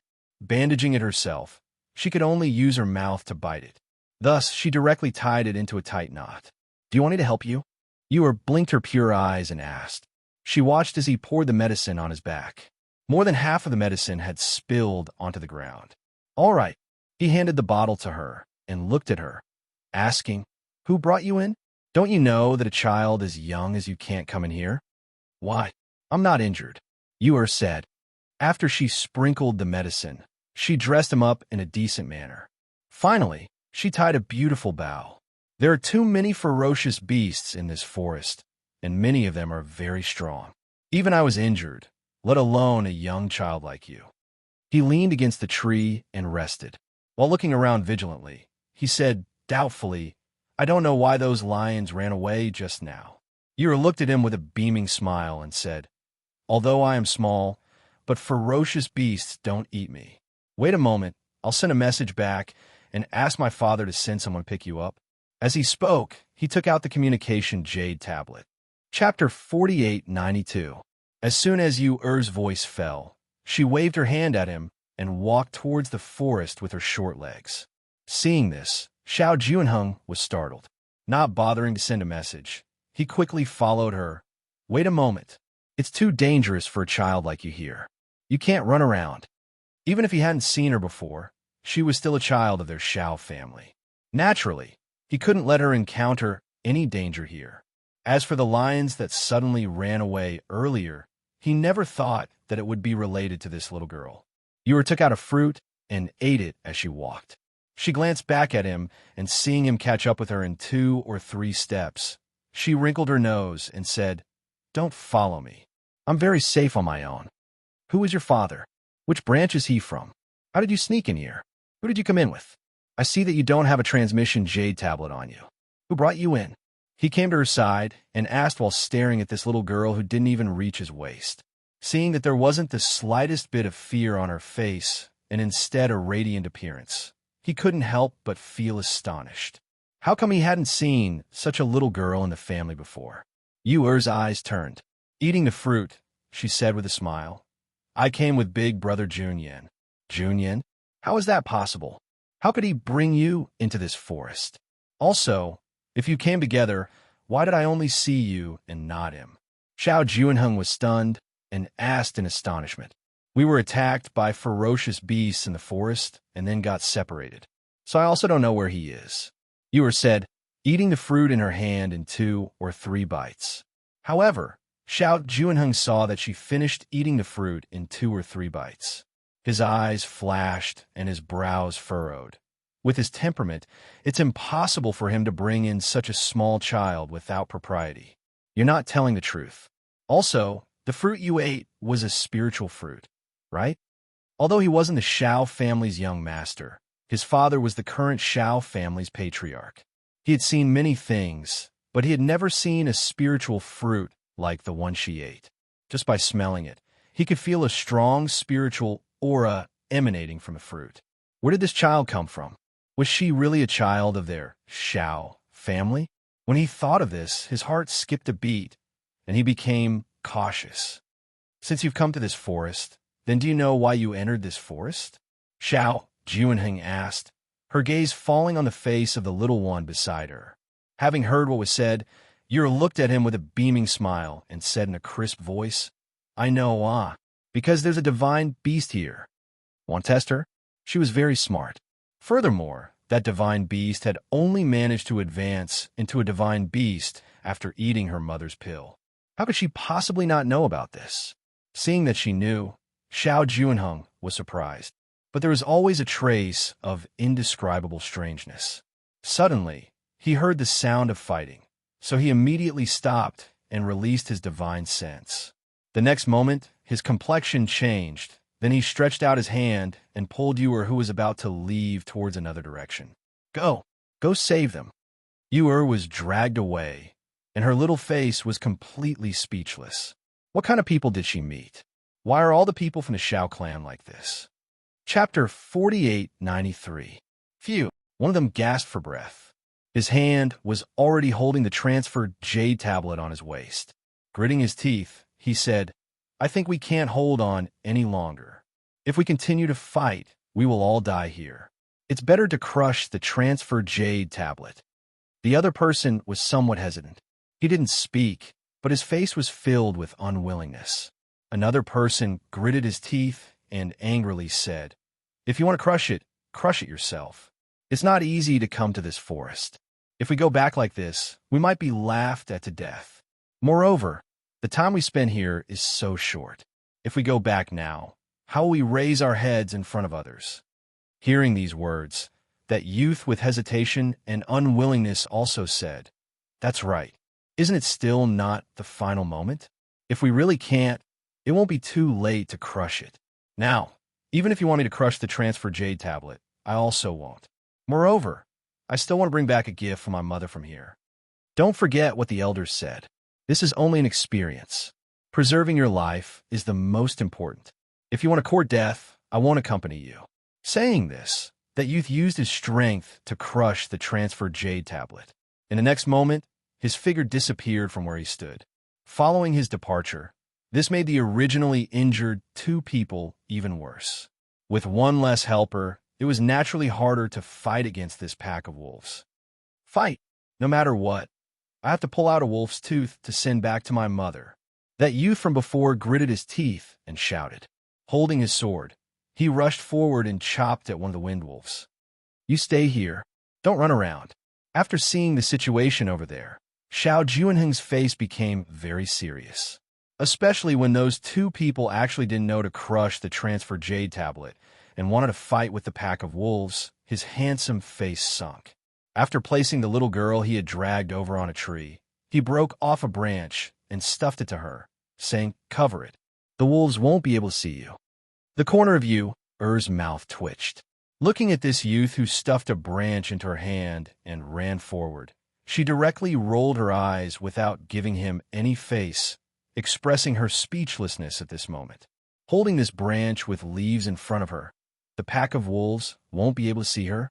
This youth was quite tall, but why wasn't his brain working well? Moreover, there was a pack of wolves in front of him. There were at least 10 to 20 wind wolves.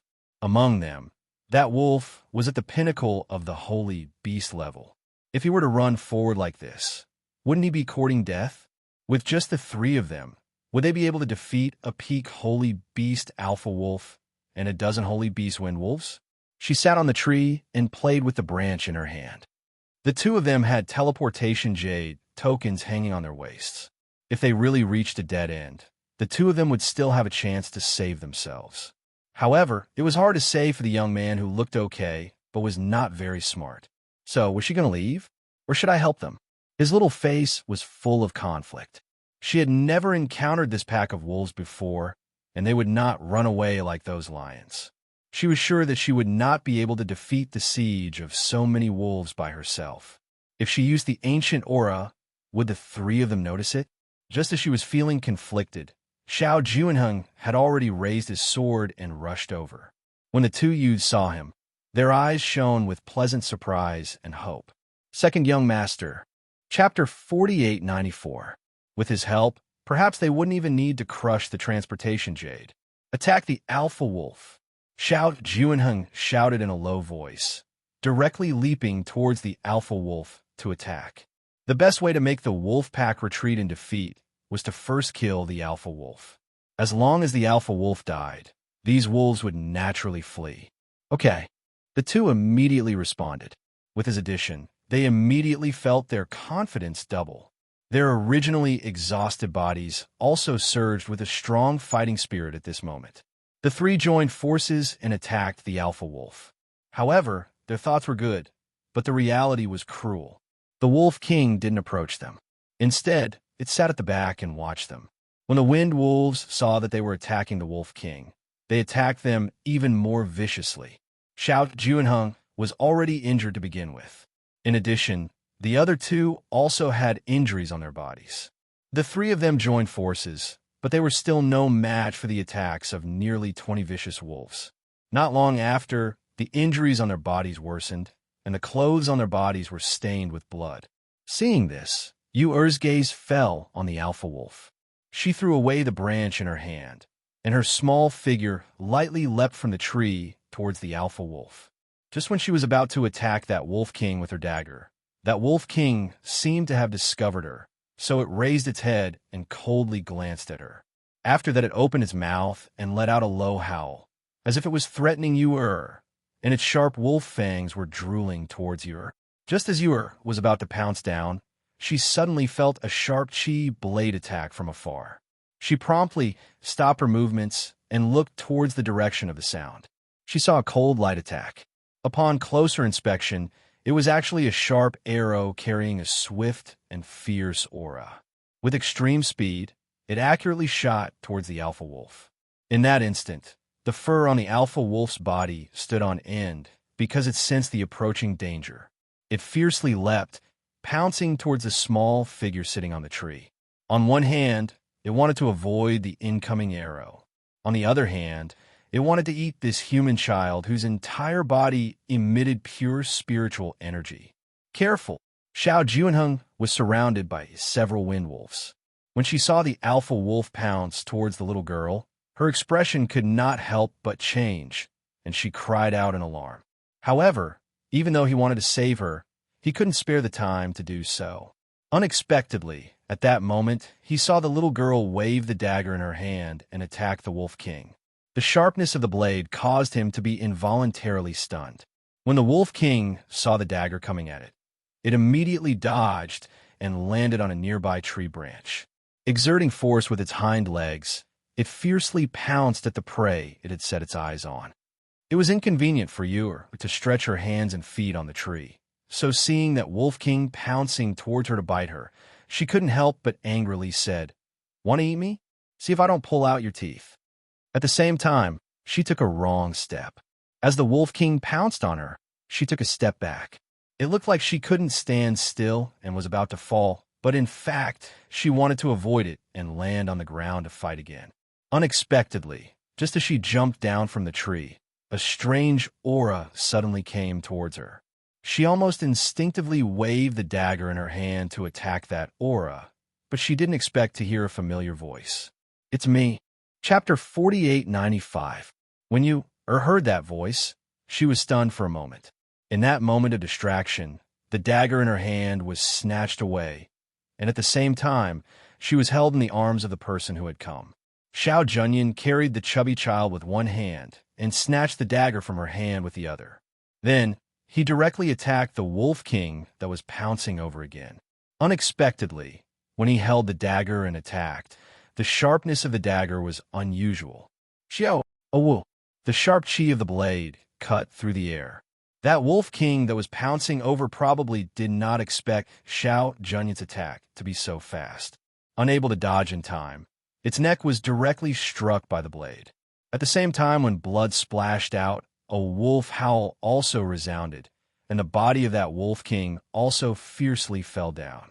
With a bang, it fell to the ground, and blood gushed out from its neck, dyeing the fur on its body red. Its body twitched, and it struggled to stand up. But unexpectedly, Xiao Junyan, who was carrying you on the ground, once again pounced on it with her blade.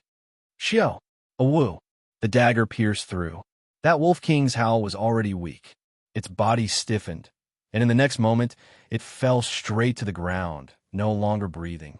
Following the death of this Wolf King, the remaining 11 or 12 wind wolves howled and scattered in all directions, quickly escaping. At this time, Xiao Juanheng and the two youths were already panting as they half knelt down with their swords. Sweat poured down their bodies like rain.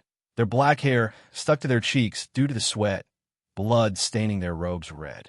Wounds were so deep that bones could be seen, and some had their robes torn apart by the wolf claws. No matter how one looked at it, they were in a sorry state. But at this time, the three of them were looking at the black-robed youth who had suddenly appeared with shining eyes. Xiao Junyan, their Xiao family's young master, because his arrival had resolved their danger and also indirectly saved their lives. Greetings to young master. Many thanks to young master for saving us. The two youths who had been half kneeling with their swords immediately knelt down, cupping their fists and bowing to him. From their words, it was clear that they were respectful. Xiao Juanheng, on the other hand, paused for a moment before standing up straight. She nodded towards him and said, "Fortunately, you came." As she spoke, her gaze fell on the little girl in his embrace, and a trace of astonishment flashed through her eyes. Everyone in the Xiao family knew that no one was allowed to get within 3 steps of Xiao Junyan, much less be held in his arms. Then, what was the matter with this little girl? Did he really bring her in? Yu who was pressed into his bosom, raised her head. Seeing that the Wolf King was already dead, the danger had also been removed. But this Xiao Junyan was still holding on to her dagger and not returning it. She immediately shouted, "Return my dagger to me." Xiao Junyan only nodded her head towards Xiao Juanheng and did not pay any attention to the 2 kneeling youths. Instead, she turned her gaze towards the chubby baby in her arms. Yes, although this little thing was no longer a doll, in his eyes, it was still a chubby, meaty doll. Especially now that it was staring at him, it was even more interesting to look at. In the entire Xiao clan, no one dared to treat him like this. "The dagger is mine. Return it to me." Yu glared at him with her beautiful eyes, like a little beast staring at him, her hand reaching out, wanting to snatch the dagger back. Unexpectedly, with a turn of his hand, Xiao Junyan kept the dagger. "It's too sharp. It's not something you can play with." Chapter 4896. Yu, Yuer glared at him angrily. Watching as her dagger was confiscated, her heart clenched in anger. Seeing this, Juanhing asked, Junyin, this child said that you brought her in? Which branch does she belong to? Was it really you who brought her in? Hearing this, Yuer's little head shrank back. It's over, it's over. She's exposed this time. Xiao Junyin looked at the little thing who had shrunk back and did not speak, the corners of her lips curling up slightly. Even if it was very small, it still made Xiao Juanhing feel extremely surprised. Did he see wrongly? Junyin smiled. Her gaze involuntarily fell on the little girl in his arms. Was it because of this child? She followed me here, Xiao Junyin said, hugging the chubby baby in her arms. She felt that her body was soft and fluffy, very comfortable to hug. Hence, she did not let go, but continued to hug her, looking at the two people in front of her, her face cold as she reprimanded them. Are the teleportation jade tokens at your waist just for decoration? You want to fight against the wolf pack with just the two of you? If I had not appeared, you would already be food in the wolf's mouth. The two youths were being reprimanded, not daring to speak, only lowering their heads. What are you standing there for? Hurry up and clean up the battlefield. Xiao Junyin frowned and said coldly, Yes, yes. The two of them hurriedly responded, not caring about the injuries on their bodies, but cleaning up the scene first. They dug out the crystal cores of the wind wolves, and finally, the two of them pulled out the Wolf King's wolf teeth. Only, they did not dare to keep it for themselves. After all, they were not the ones who killed the Wolf King, so they walked forward and handed the things to Xiao Junyin. Young master, these things are for you. As Xiao Junyin spoke, she did not even look at those things. Instead, she stared at the little thing in her arms. Seeing that she was frowning, not knowing what she was thinking about, Xiao Junyin pinched her chubby little face and lifted her head up. What are you thinking about? He unexpectedly found that this little thing's face was very nice to pinch. Soft, smooth, and chubby, he could not bear to let go. Yuer glared, slapping away his hand that was pinching her face, shouting, Don't touch me. Impudent. Don't be rude to young master. When the two youths saw that the little girl actually dared to shout at Xiao Junyin, their faces changed and they hurriedly reprimanded her. But unexpectedly, the moment they said those words, their young lord shot a cold glare at them from the other side, a look that said that he disdained them for meddling in other people's business, causing them to be a loss. Let's first bandage the wounds on your body, Xiao Juanheng said, indicating for the two to go to the side and bandage their wounds. When the two youths heard his words, they immediately responded and hurriedly retreated to the side to treat their wounds. Put me down, Yuer shouted, struggling to get down from his bosom. Unexpectedly, Xiao Junyin continued to hug her tightly with one hand, her handsome face cold and serious as she said, You're still young. It's safer for me to hug you. If you return the dagger to me, I can guarantee my safety. Yuer said, I'll return it to you. You'll run away again later, he said expressionlessly as he carried her to the side. The heart of Yuer jumped, but blinking her pair of beautiful eyes, she said without any change in expression, What slip away? What did I slip away? Xiao Junyin looked at her quietly, and after a long time, he asked, What's your name? Yuer blinked, not saying a word. Chapter 4897. Yuer rolled her eyes, and when she was about to speak, she heard his voice. Tell me your real name. Don't try to fool me. I am a branch descendant of Xiao family. I came here because I wanted to play, and there are barriers and arrays here. Other than people of Xiao family, could it be that outsiders can enter? Yuer said with a smile. Hearing this, he frowned and stared at her, saying, You are not. You haven't seen me. How do you know that I am not? There are so many children of Xiao family's branch. Have you seen them all? Yuer snorted and said, That dagger of yours is not an ordinary thing. It is not something of Xiao family. Xiao Junyin looked at the little fox-like chubby baby in his embrace and said coldly, You better tell the truth. Otherwise, when you return to Xiao family, no one can save you. Yuer rolled her eyes and said, Give me back the dagger, and I will tell you. Xiao Junyin stared at her, but did not take out the dagger, instead said, It's okay if you don't say, then just stay by my side. Seeing this person's temper, Yu really wanted to punch his eyes with her little fist, but she had the heart, but she did not have the guts. Who asked her to be in other people's territory? Junyan, my father asked me to help you find that mythological beast. Did you meet it? Or do you have any clues? Xiao Juanheng, who had finished treating the wound, walked over, and seeing the two staring at each other, he could not help but feel strange. No, Xiao Junyan said, holding the chubby baby in his embrace with one hand, and said to him, Did you lose your communication jade tablet? If you lost it, then go back first. I could do it myself. Seeing this, Xiao Juanheng showed a gentle smile and said, Although my strength is not as good as yours, but I can't help you. What's more, you have to deal with a mythological beast. Father asked me to come. If I go back first, I am afraid that it will be difficult to explain to him. His voice paused, and his gaze fell on the little girl in his embrace, and said, Besides, you brought such a small child in. If you really meet the mythological beast, what will she do? So I will stay and help you. Furthermore, I've already sent a message back just now, asking my father to send someone over to take the child back. It's too dangerous here. Hearing that, Xiao Junyan frowned and glanced at the little thing in her arms. She did not say much and only said, Let's go. Young master, can we follow young master? The two youths followed up and asked cautiously. It was a rare opportunity to get close to the young master. They really didn't want to let go of such a good opportunity. One had to know that the young master would select a group of personal guards from the family in the future.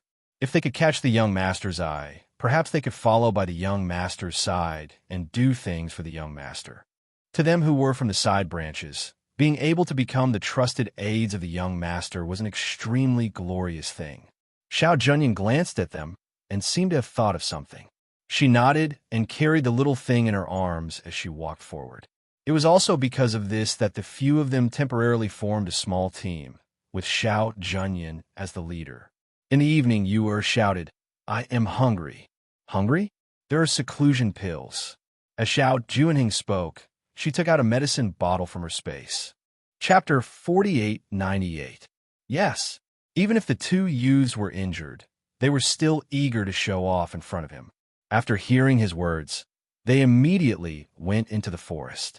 Xiao Juanheng stared blankly for a moment. She glanced at the little girl sitting beside Xiao Junyan, then looked at Xiao Junyan again. Slightly surprised, she asked, You wouldn't have brought the two of them along just so that they could do these things, right? What else could it be? Xiao Junyan asked indifferently. He said it so matter-of-factly that Xiao Juanheng didn't know what to say. She just looked deeply at him and the little girl. In her heart, she knew that this little girl was very important to him. Only in so many years, she had never seen him value anyone so much. But now, he was so concerned about a little girl. It was really surprising. Thirsty? Do you want to drink water? Xiao Junyan's attention was on the little chubby girl who was pouting beside her. Looking at her fuming appearance, he couldn't help but reach out and poke her little face. Yu was still sulking. The dagger had been confiscated, but this person was still staring at her and hugging her, not giving her a chance to escape. At this time, seeing him reach out and poke her face for fun, she immediately turned her face to the side and opened her mouth to bite his finger. Little rascal, Xiao Junyan chuckled. He retracted his hand and gently flicked her forehead. I'm not a little rascal. Yu snorted. She didn't bite her finger and was flicked on the forehead instead. She couldn't help but touch her forehead and turned her head away, ignoring him. Drink some water. Xiao Junyan handed the water bag in his hand to her. No, Yu didn't take it. She folded her hands and withdrew them. Do you want some fruit?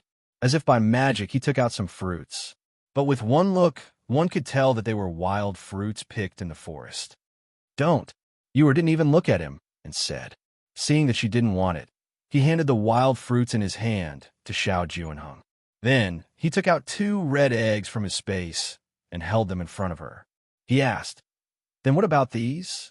Looking at those 2 eggs, Yu couldn't help but blinked her eyes, then curiously asked, What is this? Seeing that she was interested, the corners of Xiao Junyan's lips curled up slightly. A smile flashed across her eyes as she said, These are the eggs of the flame bird. They are very nourishing for the body. As she said that, she placed the 2 red eggs in her hands and said, "Eat them." Xiao Juanheng, who was watching from the side, was already in a daze. He suddenly felt that he didn't recognize this Xiao Junyan beside him anymore. Was he really Xiao Junyan? Was it really not someone else in disguise? Yu looked at those 2 red eggs in her hand, and feeling that they were still a little hot, she curiously asked, "Can I eat them just like this? Do you need to cook it?" The egg of the flame bird can be peeled and eaten. Not only is it nourishing to the body, it is also extremely nourishing. It is a rare good thing. As Xiao Juaning spoke, she looked toward Xiao Junyan. She really could not figure out why he would treat this little girl from the side family so well. However, what made her even more dumbfounded was that he actually took an egg from the little girl's hand and said, "I'll help you peel it." Then, he peeled the egg and handed it to her to eat. Xiao Junyan looked at the chubby little girl who was puffing up her cheeks like a little squirrel eating the flame egg. A wonderful sense of satisfaction rose in his heart. Seeing her eating happily, he also felt happy. Chapter 4899. The 2 of them looked at each other and asked, "Second young master, what happened to you?" Xiao Juanheng regained his senses and waved his hand. Walking over to the place where they were roasting the meat, he sat down and said, "Don't worry about me. Just let me be alone." Seeing this, the 2 of them did not ask any more questions. While roasting the meat, they paid attention to their surroundings. As the sky gradually darkened, the temperature in the forest also dropped. The few of them sat around the fire and ate meat. After eating her fill, Yu helped to fiddle with the branches or add more branches to the fire. Because Yu was worried that she would not be able to withstand the night wind in the forest, Xiao Junyan hugged her in his arms and covered her with a cloak before falling asleep. The next day, early morning, when the morning sun shone through the lush leaves and fell on Xiao Junyan's face, he instinctively tightened one hand, while his other hand wanted to pull the cloak higher to cover the chubby baby in his arms. Who knew that when he tightened his grip, he felt empty. Almost instantly, he opened his eyes and looked into his arms. Where was that chubby baby's figure? His sharp and indifferent gaze swept the surroundings. Releasing his divine sense, other than the occasional sound of insects in the forest, there was only the rustling sound of the wind blowing through the trees. Ran away again? His expression was a little ugly. His hand reached for the dagger hidden in his sleeve. It was already empty. Clearly, that little fellow not only ran away after putting them down, but also took back the dagger that he had confiscated. After so many years, this was the first time that he had fallen for such a chubby baby. Moreover, he had let her run away from his eyes twice in a row. One could well imagine the gloominess in his heart, thinking of this dangerous forest and how small that chubby baby was. If they encountered a ferocious beast, she would not even be enough to fill the teeth. He frowned and glanced at the 3 people who were still sleeping. He did not wake them up, but instead picked up a few stones. After gathering his chi, he flung the stones at them. Then he went into the forest to look for that chubby baby who had escaped to who knows where. Xiao Juanheng was woken up by the pain of being hit by a stone. When he woke up, he was startled. They had taken turns keeping watch at night, but why were they all sleeping so soundly? And sleeping so soundly? Looking around, Xiao Junyan and the little girl were already gone. He could not help but shout, "Junyan? Junyan? Second young master?" The 2 youths woke up as well. They rubbed their temples, feeling a little dizzy. After shouting in a circle and not seeing anyone, Xiao Juanheng looked towards them and asked, "Why did you all sleep so soundly last night?" "I was patrolling last night, but somehow I fell asleep." A young man scratched his head in embarrassment. He didn't think that he would fall asleep. Where are the young lord and that child? The other youth couldn't help but ask in surprise when he didn't see the 2 people around. Xiao Juanheng felt a little strange in her heart. Glancing at the 2 of them, she said, "You 2 go back first. I also need to go back and find out which branch that child belongs to." "Second young master, do you suspect that she's not from our Xiao clan?" The 2 youths asked in surprise. "I originally had some suspicions, but after seeing Junyan, he said that he was the one who brought her here, so I didn't ask any further. But now we've obviously fainted because we've been drugged. Junyan can't possibly have used medicine on us, so it can only be that child. So I have to go back and figure out what's going on. Xiao Junheng said, her brows tightly knitted together. Chapter 4900. Yuer didn't take Xiao Junheng's suspicions to heart. Therefore, she had already returned to the cave where she had been hiding in the beginning. That divine beast-level lion crouched beside her. One person and one beast looked outside through the trees that covered the cave entrance. Master, will they find us if we stay here? The lion was a bit worried. After all, the Xiao clan had already sent people out to search for them. Even if the younger generation didn't find them, their elders would come out to capture them. I don't know. If they find us, we'll hide. Yuer said. She thought for a bit and called out, "Little fox." As her voice fell, a white little fox appeared in front of her. It glanced at the lion before looking at Yuer and calling out, "Master, how's your spiritual energy recovering? How long will it take for you to recover?" Yuer was a bit anxious. After all, she was also worried that she would be captured by the Xiao clan. "Master, I'm afraid I won't be able to recover without 10 days to half a month." The little fox said, "Is it useless even if I give you pills? How about I give you one of the pills that mother gave me?" She asked. The little fox shook its head and said helplessly, "Those pills are powerful, but they're not suitable for my current situation. If this place didn't have a barrier or a ray, perhaps drinking some spiritual liquid would be able to help me recover. However, this place is a floating immortal island. There are barriers and arrays set up by the Emperor. If I can't guarantee that I'll be able to leave, I'll definitely be captured, so it didn't dare to take this risk." Heavens knew that it already regretted bringing its little master out of Cloud Sky Mountain. If something really happened to its little master, it wouldn't be able to absolve itself of the blame, even if it died 10,000 times. 10 days to half a month? Yuer clenched her teeth and said, "All right, I'll hold on for 10 days to half a month. Remember to tell me as soon as you recover." After instructing the little fox, she put it back into her space and took out a fruit to gnaw on. On the other side, at the floating immortal island of the Phoenix Master, many immortal monarchs and immortal elders had gathered. Ever since they learned that the Northern Flame Great Emperor had been killed by the Great Empress, and that she had taken over his territory, they had braced themselves and wanted to pay her a visit.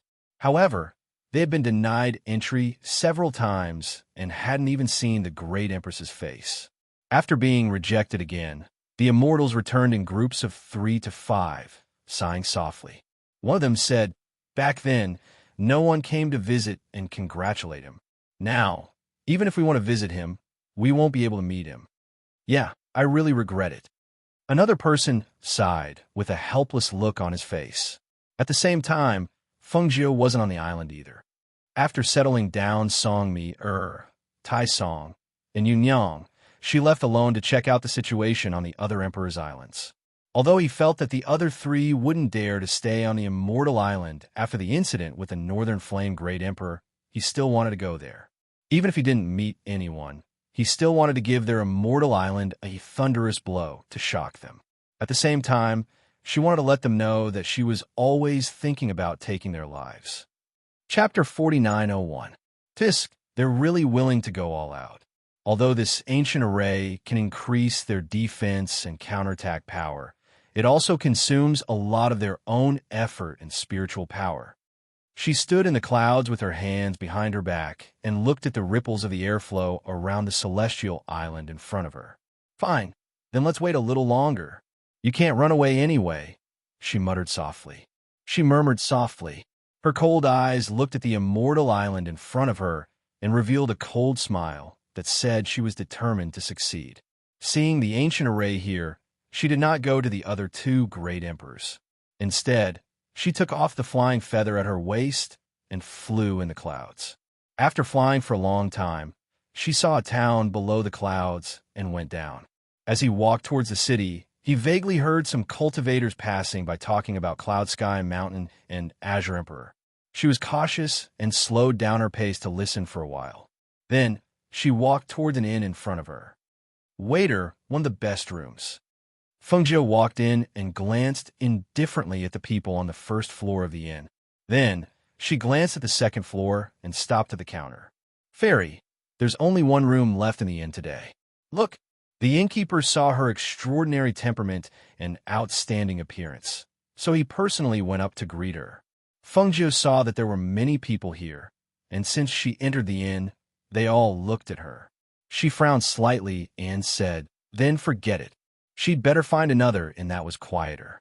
She turned and was about to leave when she saw a cultivator in front of her. "Fairy, how about this? I'll give my best room to you." The male cultivator put on a gentle and polite look and bowed to Fengjiu, but his eyes were looking at her with amazement. "There's no need," Fengjiu said indifferently and walked forward. "Hey, Fairy." The male cultivator took a step and blocked her way again. However, before he could finish speaking, he saw this extremely beautiful woman glare at him coldly. That glance caused his entire body to stiffen. An icy cold aura rose from the soles of his feet and reached straight to his heart. Cold sweat seeped out of his forehead as he involuntarily retracted his outstretched hand. He did not dare to say a single word and only backed away to let her leave. When he saw her leave, the male cultivator seemed to come back to life. He took a deep breath, but his eyes were still filled with shock and fear. He covered his chest with one hand. There, his heart was thumping as if it was going to jump out of his chest. Too terrifying. That person, who was that person? Fengjiu inquired about the better inns in the city on the street. She learned that there was a relatively high-end inn at a fork in the road ahead. Usually there were fewer people staying there, but the environment and view were the best. Thus, she arrived at the inn. As soon as she entered, a waiter welcomed her warmly. "Guest, please come in." The waiter brought Fengjiu in and wiped the table that was already shining. He said warmly, "Guest, please sit down and have a cup of tea." Chapter 4902. "Just pick a quiet room for me," Fengjiu said and asked, "Waiter, I heard that there's a place called Cloud Sky Mountain not far from this city." "Yes, it's a place known to both near and far. However, this place is very mysterious because it's the place of Emperor Qing," the waiter said with a smile. After pouring tea for Fengjiu, he said, "Emperor Qing is a free and unfettered emperor. He doesn't care about worldly affairs. Cloud Sky Mountain is said to be not far from the city, but no one knows its exact location. Many people want to visit it, but they can't find it." "Oh, is that so?" Fengjiu said in surprise. "However, there are some who know it, but they're all immortals who are on good terms with Emperor Qing or experts like immortal monarchs. Ordinary people can't find the location of Cloud Sky Mountain." As the waiter said this, he took a plate of peanuts and small pastries from another waiter and said, "Sir, these are gifts from the inn. Please try them first. If you need anything else, please call me. I'll go upstairs and show you the door sign." As he said this, he bowed and retreated. Fengjiu nodded secretly. The waiter of this inn had undergone strict training. Whether it was in treating people or receiving things, they were all very good. Moreover, it was obvious that the people who came in here were all cultivators in brocade robes. Although they were curious about her, they didn't look at her too much. They just secretly looked at her for a moment or two and then looked away. It wasn't considered offensive. She sat in the inn for a while, drank 2 cups of tea, and ate some pastries. Then, under the guidance of the waiter, she went downstairs to take a look at the rooms. The waiter chose the innermost room for her. It was quieter. When the back window of the room was pushed open, she could see the scenery and the street in the distance. The room's layout was elegant. She had to admit that it was really a good inn. After looking at the room, she left the inn and walked around the city. She bought some pastries and snacks, and also bought some necessities and clothes for the 3 children in the city's ready-made clothing store. She thought that since she passed by here and was so close to the children, she should go and see the 3 children. After all, since she ascended, she didn't deliberately ask about them. Thinking of going to see the children, she bought the 3 children's favorite things and necessities in the city. As for their master, Emperor Qing, she prepared 2 jars of self-brewed spirit wine for him. After eating outside, she went to the inn. On the first floor of the inn, when the shopkeeper, who had been waiting in front of the inn, saw the red figure coming over, he hurriedly went inside and came to table. He said respectfully, "Young master, the lady in red is back. Look, is her..." right? It. Hearing this, the man in white showed a faint smile. He stood up, avoided the table, and went to the door to wait. When Feng Jiao came from afar, she saw two people running in and out of the inn. The shopkeeper recognized one, but the old man didn't. As she came closer, she saw the old man standing beside a man in white. Chapter 4903. Ghost Doctor, please wait. The man in white spoke. His voice was gentle and had a hint of magnetism. Feng Jiao, who was passing by, raised her eyebrows when she heard the man's words. She paused and turned slightly to look at the man in white. You know who I am?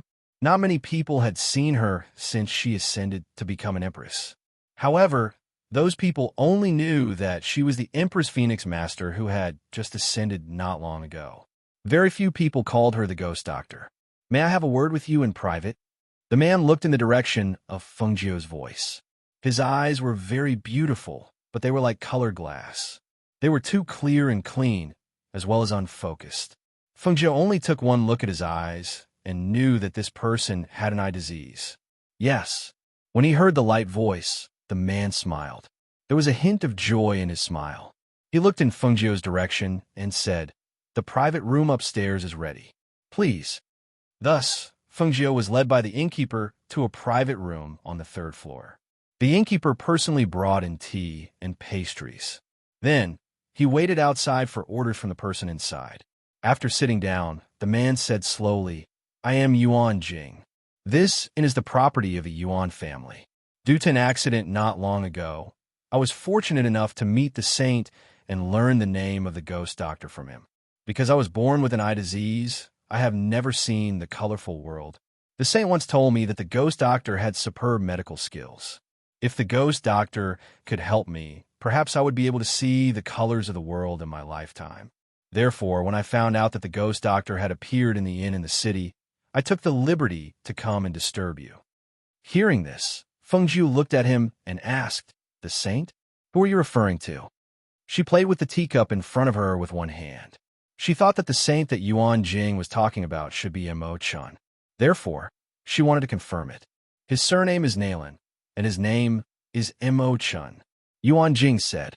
Upon hearing this, Feng Jiao tapped the table lightly. She curled her lips and looked at the man in front of her. Her voice was soft and unhurried. "So, you want to seek medical treatment? Didn't he tell you that it's not easy for me to treat him?" Yuan Jing was silent for a moment and said, "I know. I wanted to visit him personally, but I didn't expect Phoenix Master to appear here." So, he paused for a moment, then said, "I know that since Phoenix Master is the Ghost Doctor with superb medical skills, and is also the Phoenix Master of a great Emperor and Empress, the Ghost Doctor doesn't lack anything. However, if possible, Yuan Jing still wishes to ask the Ghost Doctor to take a look at Yuan Jing's eyes and see if there is any possibility of healing them. If Yuan Jing's eyes can be healed, Yuan Jing is willing to fulfill any request of the Ghost Doctor." Feng Jiao laughed. "Don't be so full of yourself. What Yuan Jing said is true," he said seriously. Seeing this, Feng Jiao smiled and didn't say anything. She just stared at Yuan Jing's eyes. No one knew what she was thinking. After a while, she said, "Give me your hand." Yuan Jing was delighted. The old man beside him was even more excited. He hurriedly said, "Master, your hand." He hurriedly lifted his master's hand and put it on the table. Then, he helped him roll up his sleeves. He looked at Feng Jiao nervously, but didn't dare to say anything. Feng Jiao put her hand on Yuan Jing's wrist and quietly diagnosed. After a while, she checked his eyes.